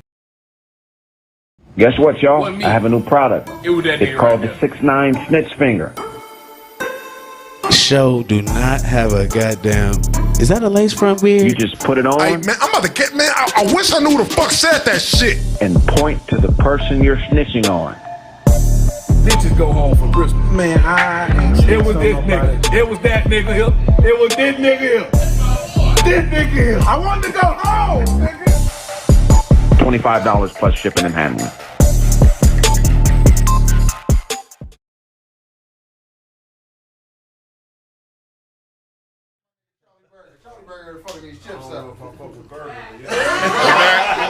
We're back. So look, listen up, y'all. Quiet on the set. Look, listen up, y'all. Listen to me, man, out there in YouTube world, man. YouTube is fucking with the show, man. What's happening? What's going on? Shit, man. What is going on? They keep demonetizing the show. We had to log on 4 or 5 times. They do not want Kraig Facts on YouTube, man. We keep having trouble with this Thursday show. I'm going to have to move it to Patreon in the next week or two, man. Make sure y'all subscribe because they keep fucking with us, and I don't know what to do. What they keep doing? They keep demonetizing the video. Man, subscribing niggas all type of shit. You know what I'm saying? Not sending out notifications. Not sending out notifications. Man, if you subscribe to the YouTube. Subscribe to the Patreon. There's 2,000 people in here. All subscribe to the Patreon, man, because this YouTube, man, they be on this racist shit. Yes, sir. Goddamn right. You know, they don't want niggas eating. They want you to have your license, nigga. Yeah. Y'all see what I'm saying? But y'all see how we on here talking, bro. We talk openly. We teach niggas. We giving y'all information. Like, y'all know this shit is dangerous, man, the way we speaking. So it's like, y'all got to tap in, bro. On top of that, like, we still going to keep the Tuesday show here. But on Thursday, it's gonna be on. It's not gonna just be what you see right here. It's gonna be what you see right here, plus some extra shit. We can be on. That nigga got some Howard Stern shit playing for y'all asses. We giving y'all what 20% of what we can really give y'all niggas. Patreon is only $5, man. You gonna have access to the show, the Domino League, Big Head Kraig. So just support, man, because YouTube is not really making it to where you could be talking about something and win. It's all vanilla niggas, you know. So y'all know who them niggas is. You know, and that's the type of niggas they want to win. So please subscribe to the Patreon. I'm begging you because we're gonna move the show on Thursday to Patreon, and that's all I gotta say about that, man. See, you ain't gotta contribute, you bitch ass nigga. Yeah, get your goof ass on, nigga. That nigga said Dewan teaches us how to snack, get nigga. the fuck on, this nigga talking about $5 a lot of money. You bitch ass nigga. That's 20 cents a day for a month. You spend that on KY jelly for your anal loop every goddamn month, nigga. You take your bitch to Tony Roma's and fuck, nigga. Cheap ass nigga. Said Tony Roma's. Not only did the niggas say it was, I gotta take the time to type it to let niggas know. I'm not gonna just choose it. I got to wait a minute. I'm not paying $5. A nigga played the trumpet before he did it. I'm not paying $5. Shut your ass up. Man, body built ass. That nigga still talking shit. Look. I don't even talk smacking the mic while you a bitch. That's what it is. You a bitch and I dog walk your whole ass. Look, this all B12 Kraig and Dozy show, son. Hey, your pussy stank, nigga. Hey, Duck. And that's the truth, Ruth. Shout out to Eric Martinez, Patreon supporter, man. Appreciate you, man. It's very important, man. Look, the Joe Budden situation. Talk about it. Let me first start off by saying I'm a fan of Joe Budden. Facts. I want to see him win at all costs. Yeah. What do you guys think is going wrong? Why isn't it working out at the Joe Budden I think podcast? he's a bad picker. He picked some whole ass niggas on his team. Nah, I would say, listen. Some people just don't have the vision, man.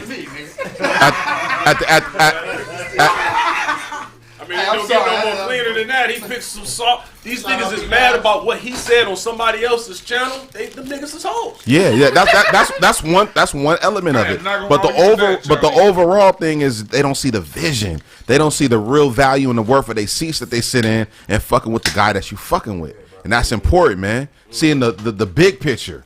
Yeah, we can, point out little details and little things that we can hang our hat on, but what's the big picture? He puts you on at the end of the day with his platform, right? So that's and he knows his value. It seems like he knows his value. He's dodging shit and ducking certain monies because he's like, I'm worth more than that at the end of the day, right? So the example was the record business. He already went through that shit. Understand how these motherfuckers run in the system, and now we here in something that's brand new. There's no rules of engagement. There's no nothing. We create the rules. This podcasting is new. Yeah. We dictate what our value is. They don't get to come and dictate what our value is. Yeah. And I think if you don't see the vision, that could be a problem. You're going to have little arguments about the little details that are minute. This is a chess game, truly. It's not really checkers. It really is chess, even though it may feel like checkers. Yeah, and I felt what he was saying as far as giving people an opportunity to grow their own platform. It's just a law of nature. It's not a man's job to support other men through perpetuity. Talk about it. Now, a brother can lift a brother up and help and bring you up for a little bit, but at some point, you gotta fly on your own. It's man's job to take care of women, not other men. Yeah. So if you own a platform, I thank Kraig for this platform. You know what I mean? Likewise. Because of this platform, I've been able to grow my platform and do what I do more effectively and a lot faster. Likewise. Had this platform not existed, you can't depend on another man to support you through forever. Right. And then you can't. Another thing, as a man, you can't judge what another man does with other men. Listen, talk if about he wants to go on Academics podcast, in spite of what he said about what Academics feel about y'all, that's his business. You can't pat a nigga's pockets. I'm gonna do this too. If a nigga go on another nigga podcast and I don't like that nigga, I'm still calling that nigga a bitch because you went on the podcast. I don't like that nigga. Kraig can fuck with a nigga I don't like. But that wouldn't stop you from fucking with Kraig. I wouldn't come sabotage the show. Yeah. What I'm saying is, right. I'm the type of nigga but I'm not. I'm just saying this. If I know Kraig going to fuck with this nigga for a business reason, I ain't got nothing to say because I can separate personal from business. There you go. Talk about it. That's what makes me a good businessman. West Coast shit, I don't nigga. take that shit personal. Niggas business niggas mad at me right now because shit didn't fell through and think I'm mad about it. No, it's nigga. I do 5 deals a day that probably don't go through. Right. 3 of them do, but the 3 don't hit. That's gonna make sense. The 5 I probably didn't even need anyway. So it's like if they not thinking like that, like look, this nigga made them the top 5 A-mic fucking podcasters on podcasting period. Yeah. Like on Spotify, all that shit. So they get paid the most. out of all these niggas, the Joe Rogan, anybody on this show, they get paid more than them. So I'm saying is they getting bread. Niggas is millionaires. Breaded it because of some shit they had a hand in, but it's called the Joe Budden Podcast. So when the lion's share come, let that nigga eat. Yeah. He feeding niggas. If nigga, let me tell you something. If nigga feeding you the way your family nigga is good for generations, you can't say nothing to this man. If a nigga trying to put food in your mouth so you can eat for generations, you can't say nothing to this man. And if a nigga's bringing value to you, giving you the sack, and saying, hey, even though I'm giving you this, pause. That is a pause. It ain't game. Giving you the bag. Niggas getting you the bag. I like that dose. Nigga, they know you. I like that dose. I like that. But listen, if a nigga's giving you the bag, including you on getting the bag, getting the money, getting the bag, right? All right. Listen. Be patient, even though those is spicy. Be patient. Understand that your value is more than what you're seeing right now. Your value is truly more than what you're seeing. I know vision is limited to some people, right? The error of perception is when people in their mind, they like to get out of their lane. You feel what I'm saying? Talk about it's like, okay, it's a quarterback. Okay. If you're a D tackle, the quarterback ain't better than you, but the position he plays requires him to lead the team. But y'all equals though. But you ain't got to look at me quarterbacking some shit and think that what I'm doing, you want to be in on that. You know what I'm saying? Because maybe that's another play we could. But this particular play right here, the Joe Budden this moment play, for this Joe down, Budden's is the quarterback. So why are you? Why? What? Yeah. And he has vision. The thing about it is, I keep bringing up the record label situations and the business that he's played with these big time cats that are billionaires, millionaires, right? If you undervalue yourself, they're going to just allow you at the end of the day. Yeah, it could be a gang of bucks. And he like, nigga, these bucks can set me free and be where all your dreams thought of. But you could be worth more. And if we look at the history in America, man, we've always been worth more than the dollar that they gave us at the end of the day. Real talk. The problem, I guarantee, I know what the issue is. It's the people around Rory. It ain't Rory, it's the niggas around him and the other nigga. Gotta be. Your people always look at you like, you could do what that nigga do. Yeah. Motherfucker ain't, what he doing? He just talking a little more than you. I mean, motherfucker ain't shit anyway. I don't like the motherfucker like that. So why don't you just, everybody knows that. So why don't you just be Joe Budden? Right. You know what I'm saying? Like, it be the people around niggas. Stop listening to the people that ain't in the trenches with you. Yeah. Let me say this to this motherfucker. I know Nora's son. Who you talking about? Nora's son. It's not that about he didn't have to fire him on air. It was a no show, no call, no show. So if niggas tell, we all like, we all finna do the shit, and there's tension, but we fixing it. And only me and Kraig sitting here, and nobody called Kraig and say they wasn't finna be here. And I'm like, where niggas at? That nigga like, hey, what you think Kraig finna get on? And when that nigga like, I tried to work it out, bro, because they gonna ask, hey, well, where's everybody at, nigga? If I'm humbly putting niggas on, humbly, not speaking on shit, and I'm humbly putting niggas on, and you keep doing the things that you're doing, sometime I'm gonna grab my nuts and tell you who I am right quick. That's not the thing that I do, but at some point, I gotta grab my ball sack and let you know, like, nigga, understand where you at the same damn time. Hey, Damon, on top of what Duncan was saying, like when you with the person you address, a lot of people get caught up in how things get done. For you people who get caught up in how things are done, I have a question for you. Have you ever seen clean shit? Have you ever taken a shit and looked in the toilet and said, that's clean to the motherfucker? I have had some smooth wild come on real fast. And you wipe, you're like, hold on, ain't no tissue. I mean, that motherfucker was smooth, nigga. The concept is so late. Wait, you talking about actual new. This shit was deep. It's too deep for the yeah, but like for real, like no matter, even if that dookie don't stink, it's still shit. So when shit happens, it's gonna be sloppy and fucked up. Beautiful shit. Yeah. But when shit happens, it's going to be sloppy and fucked up. If you just come in and saying that shit shouldn't happen that way, Nigga, don't worry about how it happened. Look at what happened. Got to get to the core issue. So the nigga was mad because Joe Budden went on Academics podcast. Is that part of the reason? Right? But no. Before that, it was so much shit happened way before. Let's not start there. I'm just going with what they saying the problem is. Okay. Rory and Mal want to see accounting. They want to know what happened with the Spotify deal. They had a Spotify deal worth millions. It fell through. Accounting. Yeah, that's what I'm saying. Accounting. They want to have accounting. They want to see about accounting. They just say accounting. Fuck what deal it is. Accounting. They're from the Spotify deal. Okay. No, that's the new issue. No, that's what I'm saying. That's what they're saying. That's what these men. I'm not want to do the chatty patty shit. I'm just saying what they said. Okay. This is what they said. So we can do that right after this. Look. So they like. No, I'm telling you. That's what I'm going to get in right that back. So they saying if it was they want to see how much money the nigga made from that. But Joe Budden is like, nigga, I showed y'all already, and if you think, but you're thinking what I showed you is a lie. You're thinking I'm lying to you. That's the problem. I showed y'all, but y'all saying, no, there's more money. You're hiding it. And I'm like, nigga, I don't have to do that. I told y'all about the bread. Nigga, they all changed their lives with that money. Who owns the podcast? Joe Budden. It's called the Joe Budden. So what the fuck? These niggas, you don't need to see that.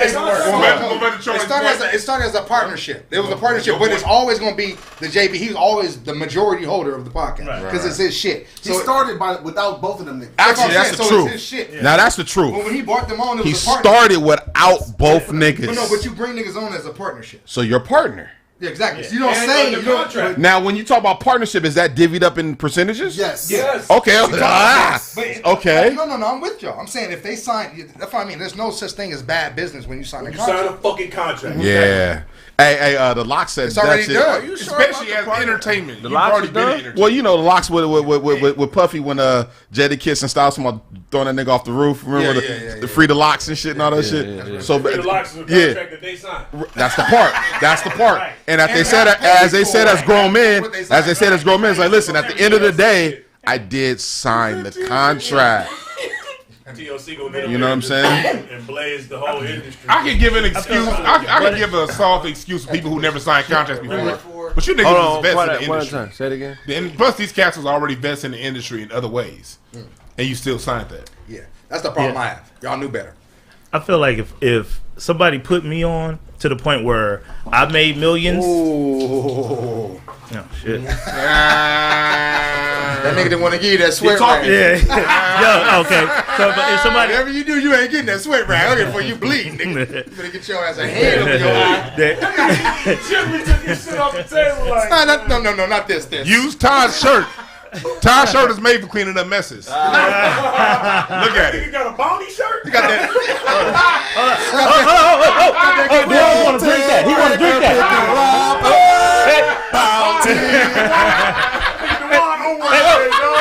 Dewan want to drink that. Dewan want to drink that, man. He want to get a sip before you get that up. That nigga got the lesbian tree on that motherfucker. Hey, Craig, you know you supposed to. Hey, Craig. Nigga took it back to 93. So, the niggas is under contract. Right. Now, yes. They're under contract now. And this is another whole shit I don't like. Paper shot. Go ahead. Joe Budden can't say this. This is what I didn't like what Joe Budden said. My nigga gonna say, damn, that's the whole post. My nigga gonna say, that's cool, they can leave, they're fired from the podcast. But he gonna say, well, they're under contract, so if they try to start another podcast. You're under contract. You can't play both sides. No. Stop. Let's stop, guys. Let's stop. No, listen. You are on contract or under contract, I should say. You can't do that. Well, wait until after the contract's done, then run your play. Don't do that. No. I'm not doing it. The contract is doing it. No, I'm just reminding you. Remind me of that. I'm just reminding you. It's a contract. It's a contract. Listen. It's a breach of contract. But at the same time, if you're going to be business, be business. Don't get on there and they the homies. I love these brothers. Don't do none of that. Okay. I don't want to hear none of that. Okay. Don't play both sides. Now I'll give you that part. Nigga, don't fire me and love me. Yeah. Hold on. But no. You cannot accept the love though, because love could be teaching you at the same damn time. Because this is not over. I can always bring you back. Business is business. At the end of the day. But in entertainment, y'all are mad at me because of business. But in business though, big bank take little bank. Joe Budden is Big Bang.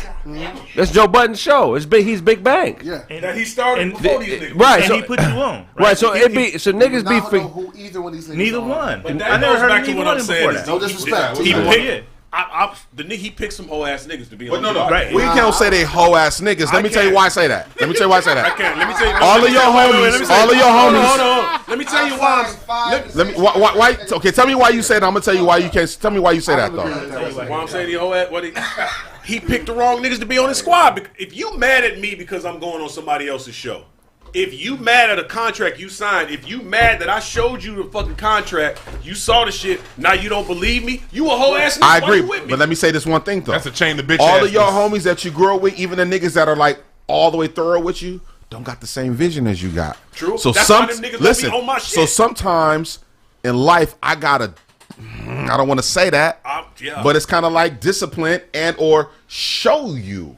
The only way is to show. I gotta show you at some point, especially if you my mans and I'm talking to you, and you don't see the vision, and the vision is way bigger than whatever shit you tell me right now. Art is tough. The facts of the matter is, I got you the bag. Art right? is tough. And more importantly, since you knew at getting the bag, like I get us the bag, you're supposed to be really getting a bigger bag. You don't want to get in the bag. Yeah. Art is tough though. That's fair. Art is tough, man, because the same courage it takes to be an artist, I feel like it comes from that same well of like ego.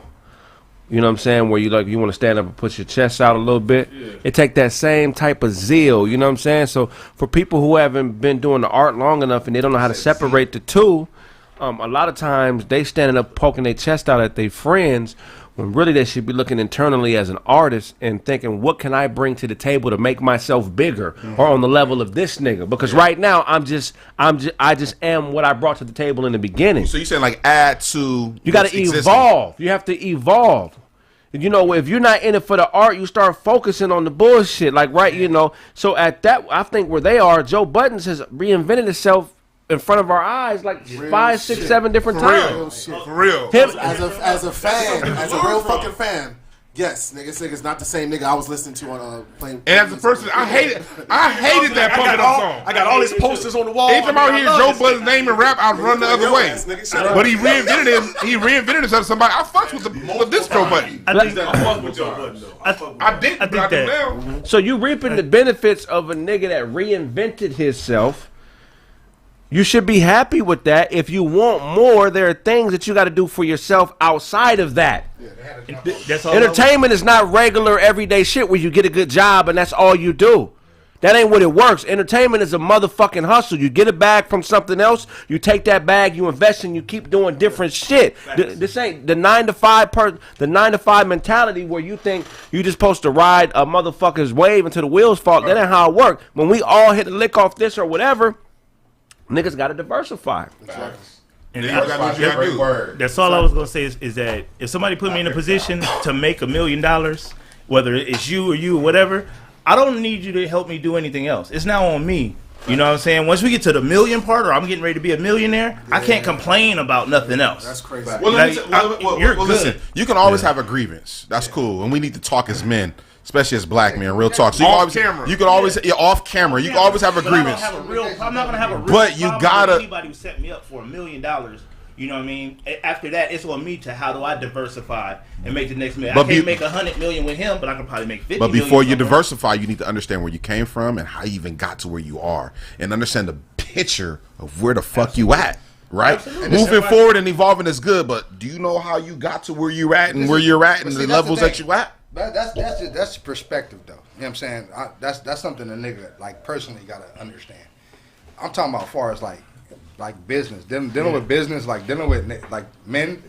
And if I wanted to fire you, if I'm saying nigga, I'm done with you, I don't want to deal with you, I'm gonna cut you out your contract. Yeah. I'm gonna let you go because I know you're not the nigga you think you are. Right. If I'm telling you that, I agree. I'm gonna let you go be that. I'm not gonna be like, oh, but I'm gonna hold you because if you do anything, I'm gonna especially if your stance is like, hey, fuck it, I'm not coming back to this motherfucker to try to show you that whatever my value I think it is. Yeah. It's collectively as a crew, as a group, as one piece that makes it It makes you who you are. That's why you got your seat. It's not your seat individually. You feel what I'm saying? So at the end of the day, man, you just got to be, understand where you come from. Yeah, of course. And respect that, and respect the hustle. Like a no, what is that shit? The clause that you put clause? No compete clause. No, the non-compete clause, like where you can't. Someplace when they fire you, they make sure, you can't work around none. Because you that dope, you are that dope, but I don't want you doing your services and what you do saying elsewhere. But it's for a limited time though. It's not forever. Yeah. It's a year. Microsoft got that. Yeah. They said it's a contract. He said it's about a year. He said it's about a year. Yeah. But nigga, come to fucking work. But that's what I mean. That's what I'm saying. Like we say what we would do. I don't want to say that, but we just gonna do hypothetically. Me and Maul and Rory's situation.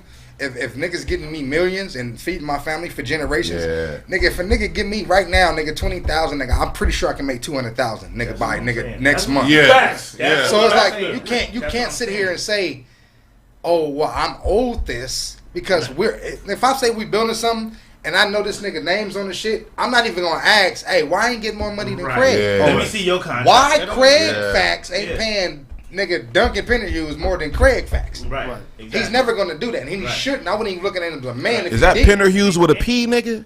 No, with a P and an E, nigga. And then if he that pen. And then if he shows some nigga in the chat room that took your name. He's a bitch. He don't want to square up, and that's on the set. Let's go. So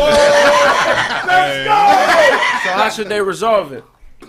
And then they actually see the contract. That's a good question. I think at the end of the day, when you talk about resolving things, especially as black men, you know what I'm saying? Listen. Drop Rory. No, don't do that. Don't do that. But the thing is, if that's your man, that's your man. If that's your man's, if that's your man, okay, I will look at that. But before I look at that, I will look at that. I will look at that. I will look at that. I will look at that. But let me tell you something. The message is more towards us than it is about the white man being a colonizer. Listen, as men, I agree, but listen, but peep me out though. As black men, we still need to sit down. Whenever I have a disagreement with you, that's a fact. I don't give a fuck. That's a fact. If it ain't real murderous things, I need to sit down with you, man.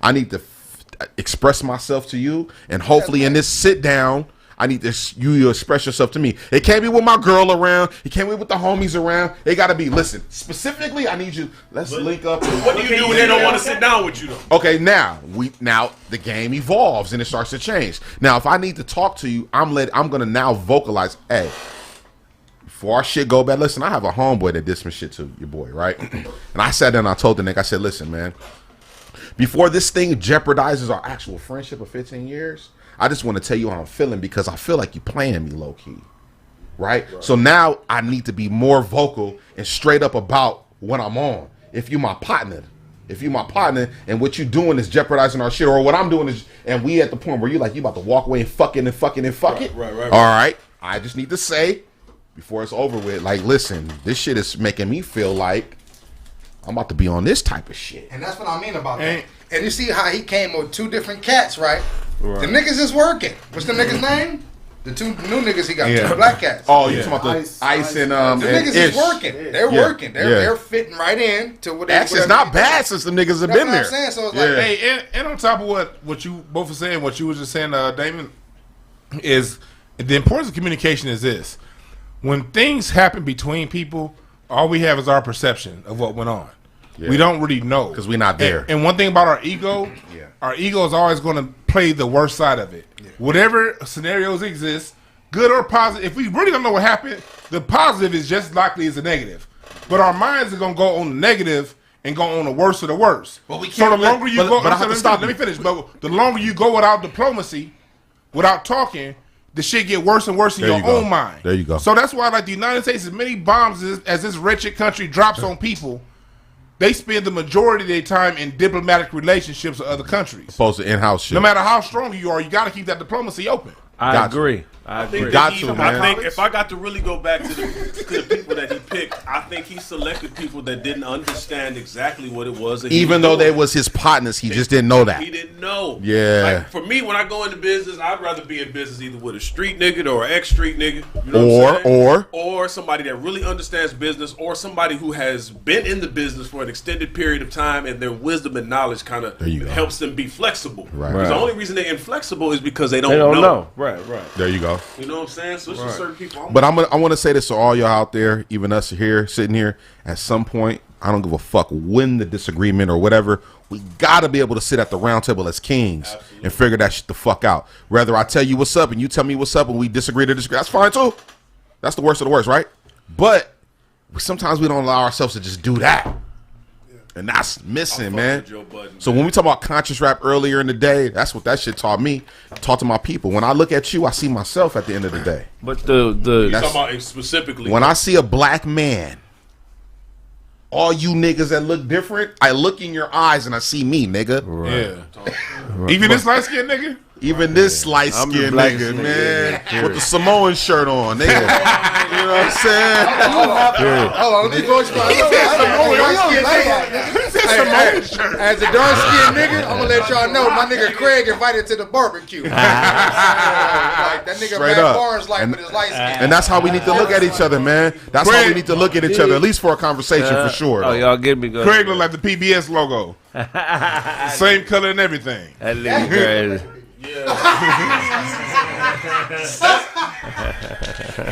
Hey. That nigga, go ahead. No, go ahead. Yeah, This nigga look like he'll leave a restaurant where they don't have Diet Pepsi. I'm out of here. I got Diet Pepsi. I'm out of here. And this right, this R&B nigga right here, the nigga from As Yet up in this motherfucker. From H-Town here, from outside. You think he took a shot? I'm gonna go somewhere else. Dozy got a brush made out of lion hair, dog. They got a lion hair. Damn, I meant to say lion hair. You make love to gospel music. Never would have made it. Never would have made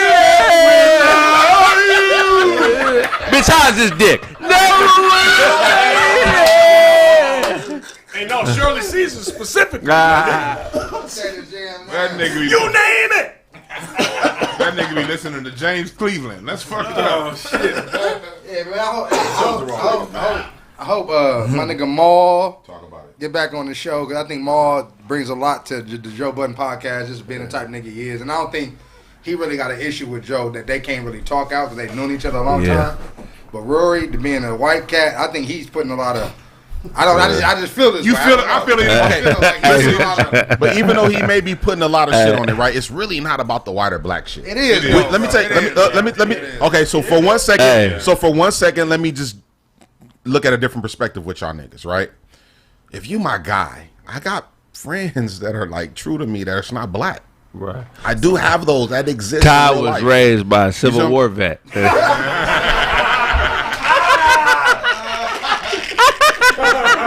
The better than the buzz. That was. Listen, man. See, but David, it's not about the individual story. It's not about the white shit. It's not. No.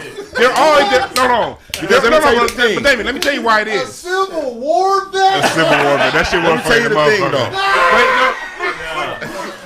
Here's the reason why it is, because it's not about the exceptions, never the rule. Generally, 99 times out of 100, when they interact with us, even though they may be dancing with us and playing our music, they come in with a superior mindset. And to back that up, watching the last couple weeks of the show, listen to the dude talk, I'm like, nigga got a whole lot of entitlement right here about that nigga's podcast.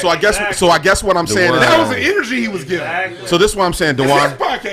With us as men in all different types of issues and adversities that we go through, right? The thing that we go, it's not about it. We're talking about Joe Budden, Rory, and Maul because this is the scenario, right? But in general, as a nigga being Joe Budden and being a boss, right? We got to be able to talk to our brethren, man. That's one thing we just don't do. Dewan is the only nigga to qualify for a PPE loan. I got that PPE. Shut your pizza face ass up, nigga. That nigga Dwan stepped in a plate of barbecue getting out the bed this morning. Nigga.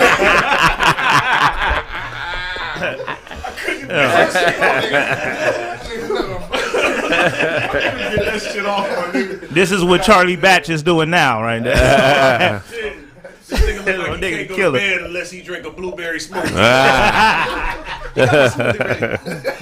I'm about ready to go night. And this nigga right here, this nigga hat made out of motherfucking hacky sack paper, nigga. Whose man is this?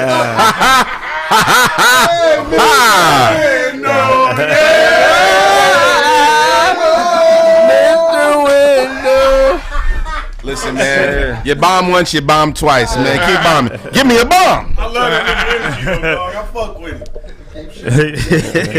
That's a true comedian right you been to the picnic and they do the motherfucking knapsack races, the knapsack. Y'all don't see the material of this shit? Mr. Window. I got one more. Hold on, before you say that shit, let that shit be good. God damn. Here we go. Once again, it's my jam. It's about the flow. My nigga Battle Cat. Shout out to Battle Cat. Classic, man. Shout out to Battle Cat on that beat. Shout out to Dave Hollister in this motherfucker.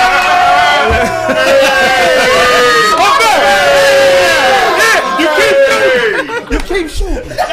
Mediocre. Got me up in court now. That nigga got a bunch of kid bike parts in his garage. Just bring your bike by here. I mean, I'll fix the seat on it. Hey, this nigga Otto sleep here. He waiting for us to get done so he go.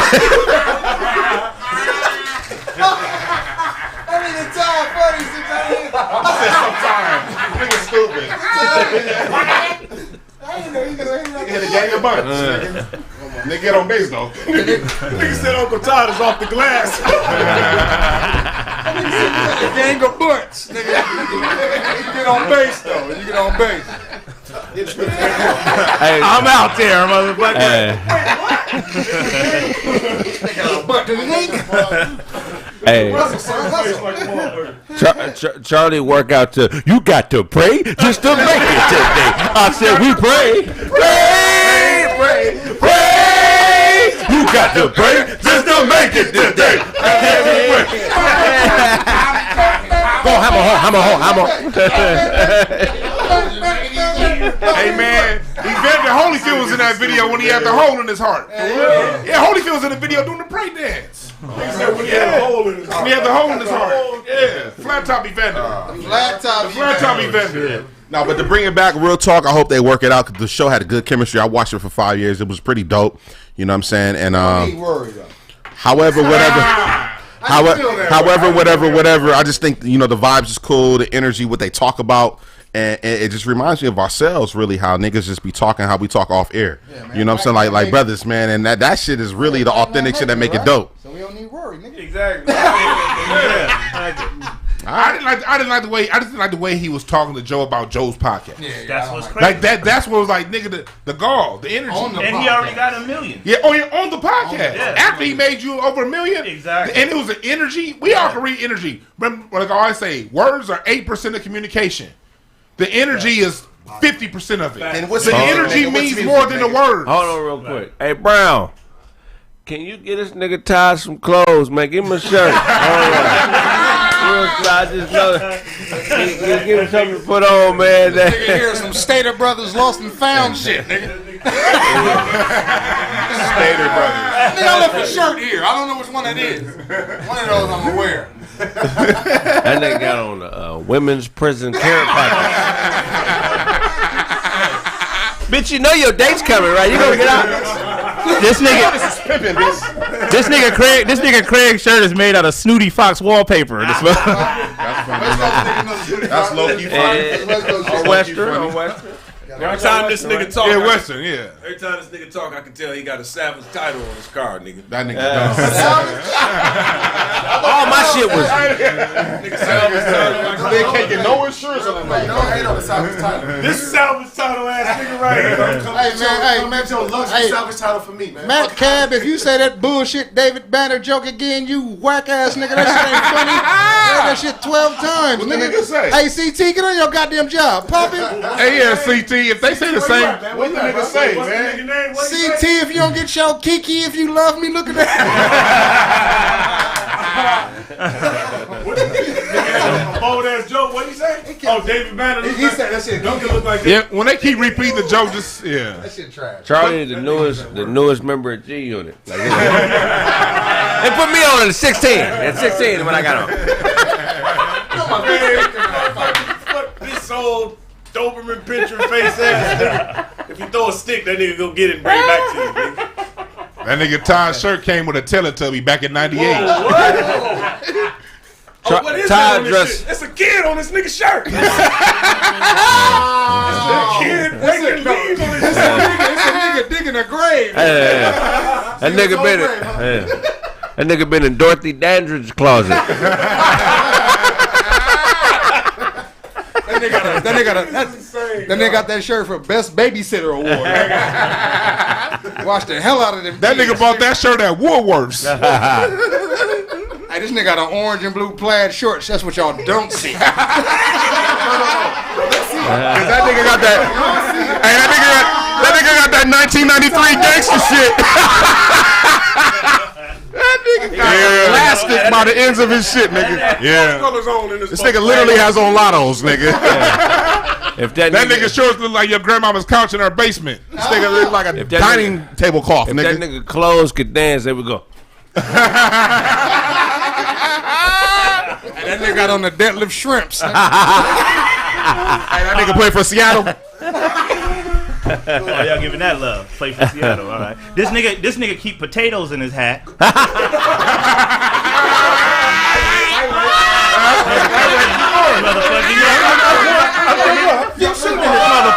I'm still shooting in this motherfucker. This nigga Duncan look like this in this motherfucker. Look like a lock screen. Okay, all right. Got a DJ direct buzzer. This nigga get mad in R&B in this motherfucker. Singing in them bitches, loving them. He the R&B singer that get on. He the R&B singer that get on a song and cuss. Looking for the bitches. I did have something now. Go ahead with this. What you at? Doe's got a face like a motherfucking basset hound in this motherfucker. Man. I didn't want to do that. Those are cool.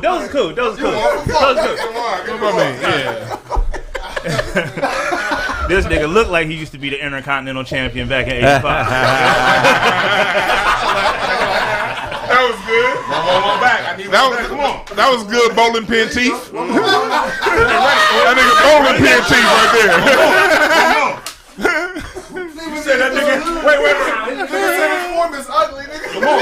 Hey, that form is trash though. Hey, do your form again. Get this old Bill Cartwright form having ass nigga. One more, Kraig. Get Kraig. This nigga shoot like AC Green. Let him get Kraig. Nigga shoot like Tayshaun Prince, nigga. Like Reggie Miller. This nigga Kraig was in Take 6. Y'all remember that group? You ever let me quiet the podcast down to bomb again, nigga? I wasn't ready. Shit, I was Joe Good in this motherfucker and firing myself. I wasn't ready. That nigga been spraying gingivitis spit on that mic the entire time. This nigga look like he been motherfucking beatboxing at the Century Club, nigga. This motherfucker. You gotta get him. Hey, that nigga got poetry DNA. Go ahead. Go, let it go. Just go. You gotta get it. Everybody gotta get him. He spit one. We all spit one on here. Go ahead. Oh, this nigga with the tablecloth jeans, nigga. Which way did he go, George? What kind of shoes that nigga got on? Let's get out. That nigga got raccoon DNA. This nigga got on church socks and sneakers in his church socks on? That nigga hoop jeans. He do got on church socks, nigga. He do got on church socks. Yes, he does, and he got a detachable Velcro beard. That. Hey, first of all, do you got them mild times right, nigga? Your PE teacher looking at it. Go ahead, I'm sorry. We're gonna wrap it up. We're gonna wrap up the show. We're gonna wrap up the show, man. Tell them where they can find you. Tell them where they can find you. Where they can find you, John? At the Sun Coast, nigga. Elementary school, nigga. You can find that nigga at a Goodwill arguing about the price change. It says this shirt's $3 online. This nigga just got through fixing the car in this motherfucker. This nigga was an extra on 227. Sorry. Shamar Moore stunt double ass nigga. All right. So yeah, I hate to go out like that, but y'all can catch me. Y'all can catch me bombing on this motherfucker every Tuesday and Thursday, bitch. The bombardier, I'm in this motherfucker. Red tails in this motherfucker, but change your tag to the terrorist. Motherfucking Uncle Todd at Uncle Todd Comedy, IG, Twitter. Check my album out. I'm out there. It's got the bartender on there. Taco Tuesday. I got stories. I'm bagging on motherfuckers. I'm out there, man. And you tell a joke, you should have said that.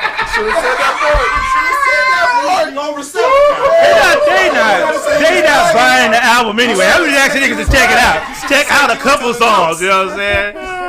You said you was spitting fire. Nigga said I tutor kids between the ages of 7 and 14. See, those the foreign exchange student that got to stay here and shit. That ain't gonna work. Damn it. What up, folks? I like it. Never give up. Never give up. Hey, niggas is out here keep shooting and shit. You know what I'm saying? BET gangster movie. That shit ain't gonna work. Come on with another one, nigga. Word up. What's up with y'all, man? This is your boy DJ Please Do, man. DJ PLEEZDU. On Instagram, holla at your boy, man. I got some mixes coming in a little bit, so. Man. That nigga got the flour your chicken mix. He the nigga to get mad when you seasoning the meat wrong. Like, Rich, it's got to be more loud. What's wrong with y'all niggas? Don't put that on the grill. Come on, man. Oh, fuck, my chest hurts, man. Damon got one fork in the house. You spoon everything here, nigga. I'm using fork, nigga. I'm gonna kill shit. Tell them where they can find you, man. Mr. Duncan Penderhughes, man. I love everybody here, man. Fuck with the show in Vegas on the 22nd. Nigga, if your mama pussy don't stink, if it do, you won't be there. Sapiosexual, fucking drum packs, nigga, nerdgangclothing.com. Nigga, go get you some shit, you know what I'm saying? You know what I'm saying? My nigga Charlie got something to say. Fuck with it. That nigga Dewan got eating utensils in his bathroom sink. Can't watch the bathroom. Go ahead and spin Duncan's joke. Hey, Left turn. Fuck with me on IG, man. I am Charlie Newhart. Fuck with me on YouTube. I'm dropping videos every day. I got a special coming out July 27th. It's called I Am Dirtbag. That's what's up. You know what it is. I'm covering Dirtbag, you know what I'm saying? So, and I want to salute you, man, for getting that transsexual voiceover gig, man. I want to salute you for that. I want to salute you for that. It is a gig, though. It is a gig. I'll get that shit's $500 million. Charlie, we do that. I don't give a fuck what it is. No, nigga. No. They say Charlie used to do softcore porn. No. Take the mic from that. This nigga took kids on a field trip and never came back. They still looking for this nigga. This kids never showed up. They still looking for this nigga. Che Bequano, man. Hey! You dig? For my nigga B, man. Yes, one time. Oh yeah. One time for your mind, you man. You bug-eyed fool. Happy birthday. Peace. Happy birthday, motherfucker. Peace. Hey, y'all know what it is. Regular _DOZ. D.O. These Ozzies. That nigga does sound like the nigga from what's them people from never mind. I was gonna have a Ghostbusters joke. Y'all niggas would have got it. Okay. Back to There's something strange in the neighborhood. Who you gonna call? Ghostbusters! Ray Parker Jr. I remember that. Yeah. Hey man, I love everybody, man. And I love everything. That's what's up, man. Yeah, I'm a Scorpio too. Follow me. I'm a Scorpio. Yeah, watch your mouth. That's that temptation. Are we all Scorpio? November Scorpios is the realest of them. Yeah, you better know. If you are October Scorpio, you ain't really a Scorpio. Not really. I am really. You're really practicing. You're really Aquarius, nigga. Right. Damn. October Scorpio, y'all niggas cry every time y'all fuck. That's Call anybody asking if I So hey, but you find me hotepish.com. Look at my Instagram on my link tree. I got all my shit, my book for sale still. No Time to Waste. What's the name of the book? No Time to Waste. Self-motivation guidebook. Just said it. What's the name of the book? What's the name of the book? No Time to Waste. Huh? No, and I got my webinar. If you didn't see it live, it's still up on the website. Go ahead and get that. I got my live drum sample packs. Don't mind the mustard stains on the page. It's good information. You get some sauerkraut on this page, man. What the fuck is going on? Nigga, that's horseradish. Nigga, horseradish. Nigga. Is that a relish dot on my? A relish dot.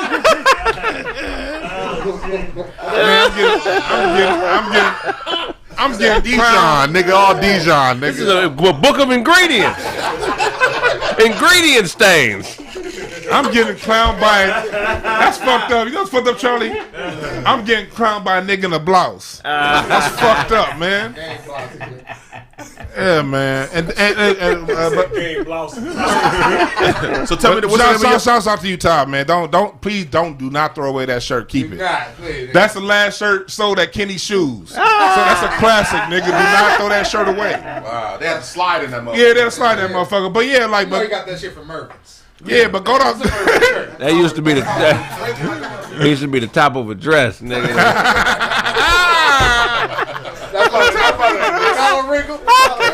Oh shit. That's why. I don't know what I want to be. But yeah, all that shit's up on the website. Go there and get that shit. And then watch my show I had earlier today on Return of the Bootlicks. I had like the Bootlicks that you know getting their justice right now. So go and watch that show on Hotep Bish. And salute to Kraig Smith and this rose-colored jeans. This nigga Dewan seen a picture of food on his phone one time and bit the phone. Don't talk about biting. Hey, hold on. That's low-key funny. No. That nigga just told us how he injured his teeth. That's all. That nigga just told us how he injured his teeth. That's all. That nigga teeth injured than a motherfucker. This motherfucker teeth look like a 3/4 alignment, nigga. Yeah, this nigga. Yeah, I'm gonna chew one more time. This nigga Dewan, man, well, he been big all his life, man. This nigga, you know, when he wanted to play football, he had all kind of dreams. Like, I want to play. I was like, nah, nigga. It's too long. It's too long. Don't worry about it. This is a joke. You like a discarded DuckTales character, nigga. Nigga, you over here looking like Lou Gossett Jr. in this motherfucker. Nigga, you look like Lou Gossett Jr. with fucked up teeth. I'm sorry. This came out like that. If you start cooking while Dewan is sleeping, he'll chew on the pillows.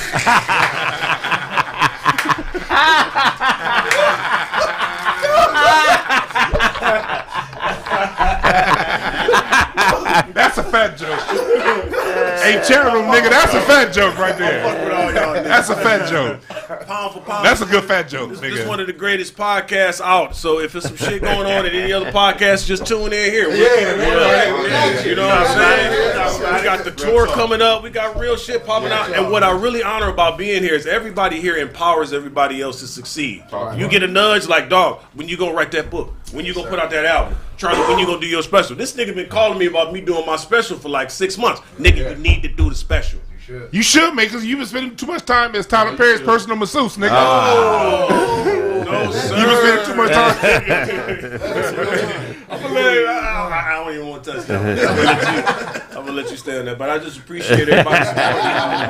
Fuck with it, man. Shout out to Tyler Perry too. We be cooking Tyler. Right? Tyler Perry. Hey man, I fuck with he creates an economy for people. That's the new Hollywood in ATL. He creates an economy for people. I fuck with Tyler Perry. I don't have to watch his movies to. Other people like it. That's all that matters. Go ahead, Kraig. Say what you gonna say. Say what you need to say. Say what you need to say. Say what you need to say. That's the only part I know about that. That's the only thing. That's the only thing you need to know. Man. Yeah, I don't know part of that song either. Appreciate y'all subscribing to the Patreon, man. Let's get everybody over to the Patreon, man, because YouTube don't fuck with us like that. And hit them likes. Smash the like button. Check out the website, thekraigsmith.com. Appreciate everybody that's buying Chill Withers. Keep buying it and streaming the Chill Withers project. We will be in Vegas May 22nd. Make sure y'all get the tickets. It's damn near sold out, so it ain't many left, man. Make sure y'all purchase, man. It's going to be fun, man. Now. Yeah. DeJuan gonna do his thing. He gonna belly dance. He gonna twerk. He gonna twerk and belly dance for you niggas. No boy gonna do a belly dance duet. That nigga got a belly dance cabaret and shit. Nigga.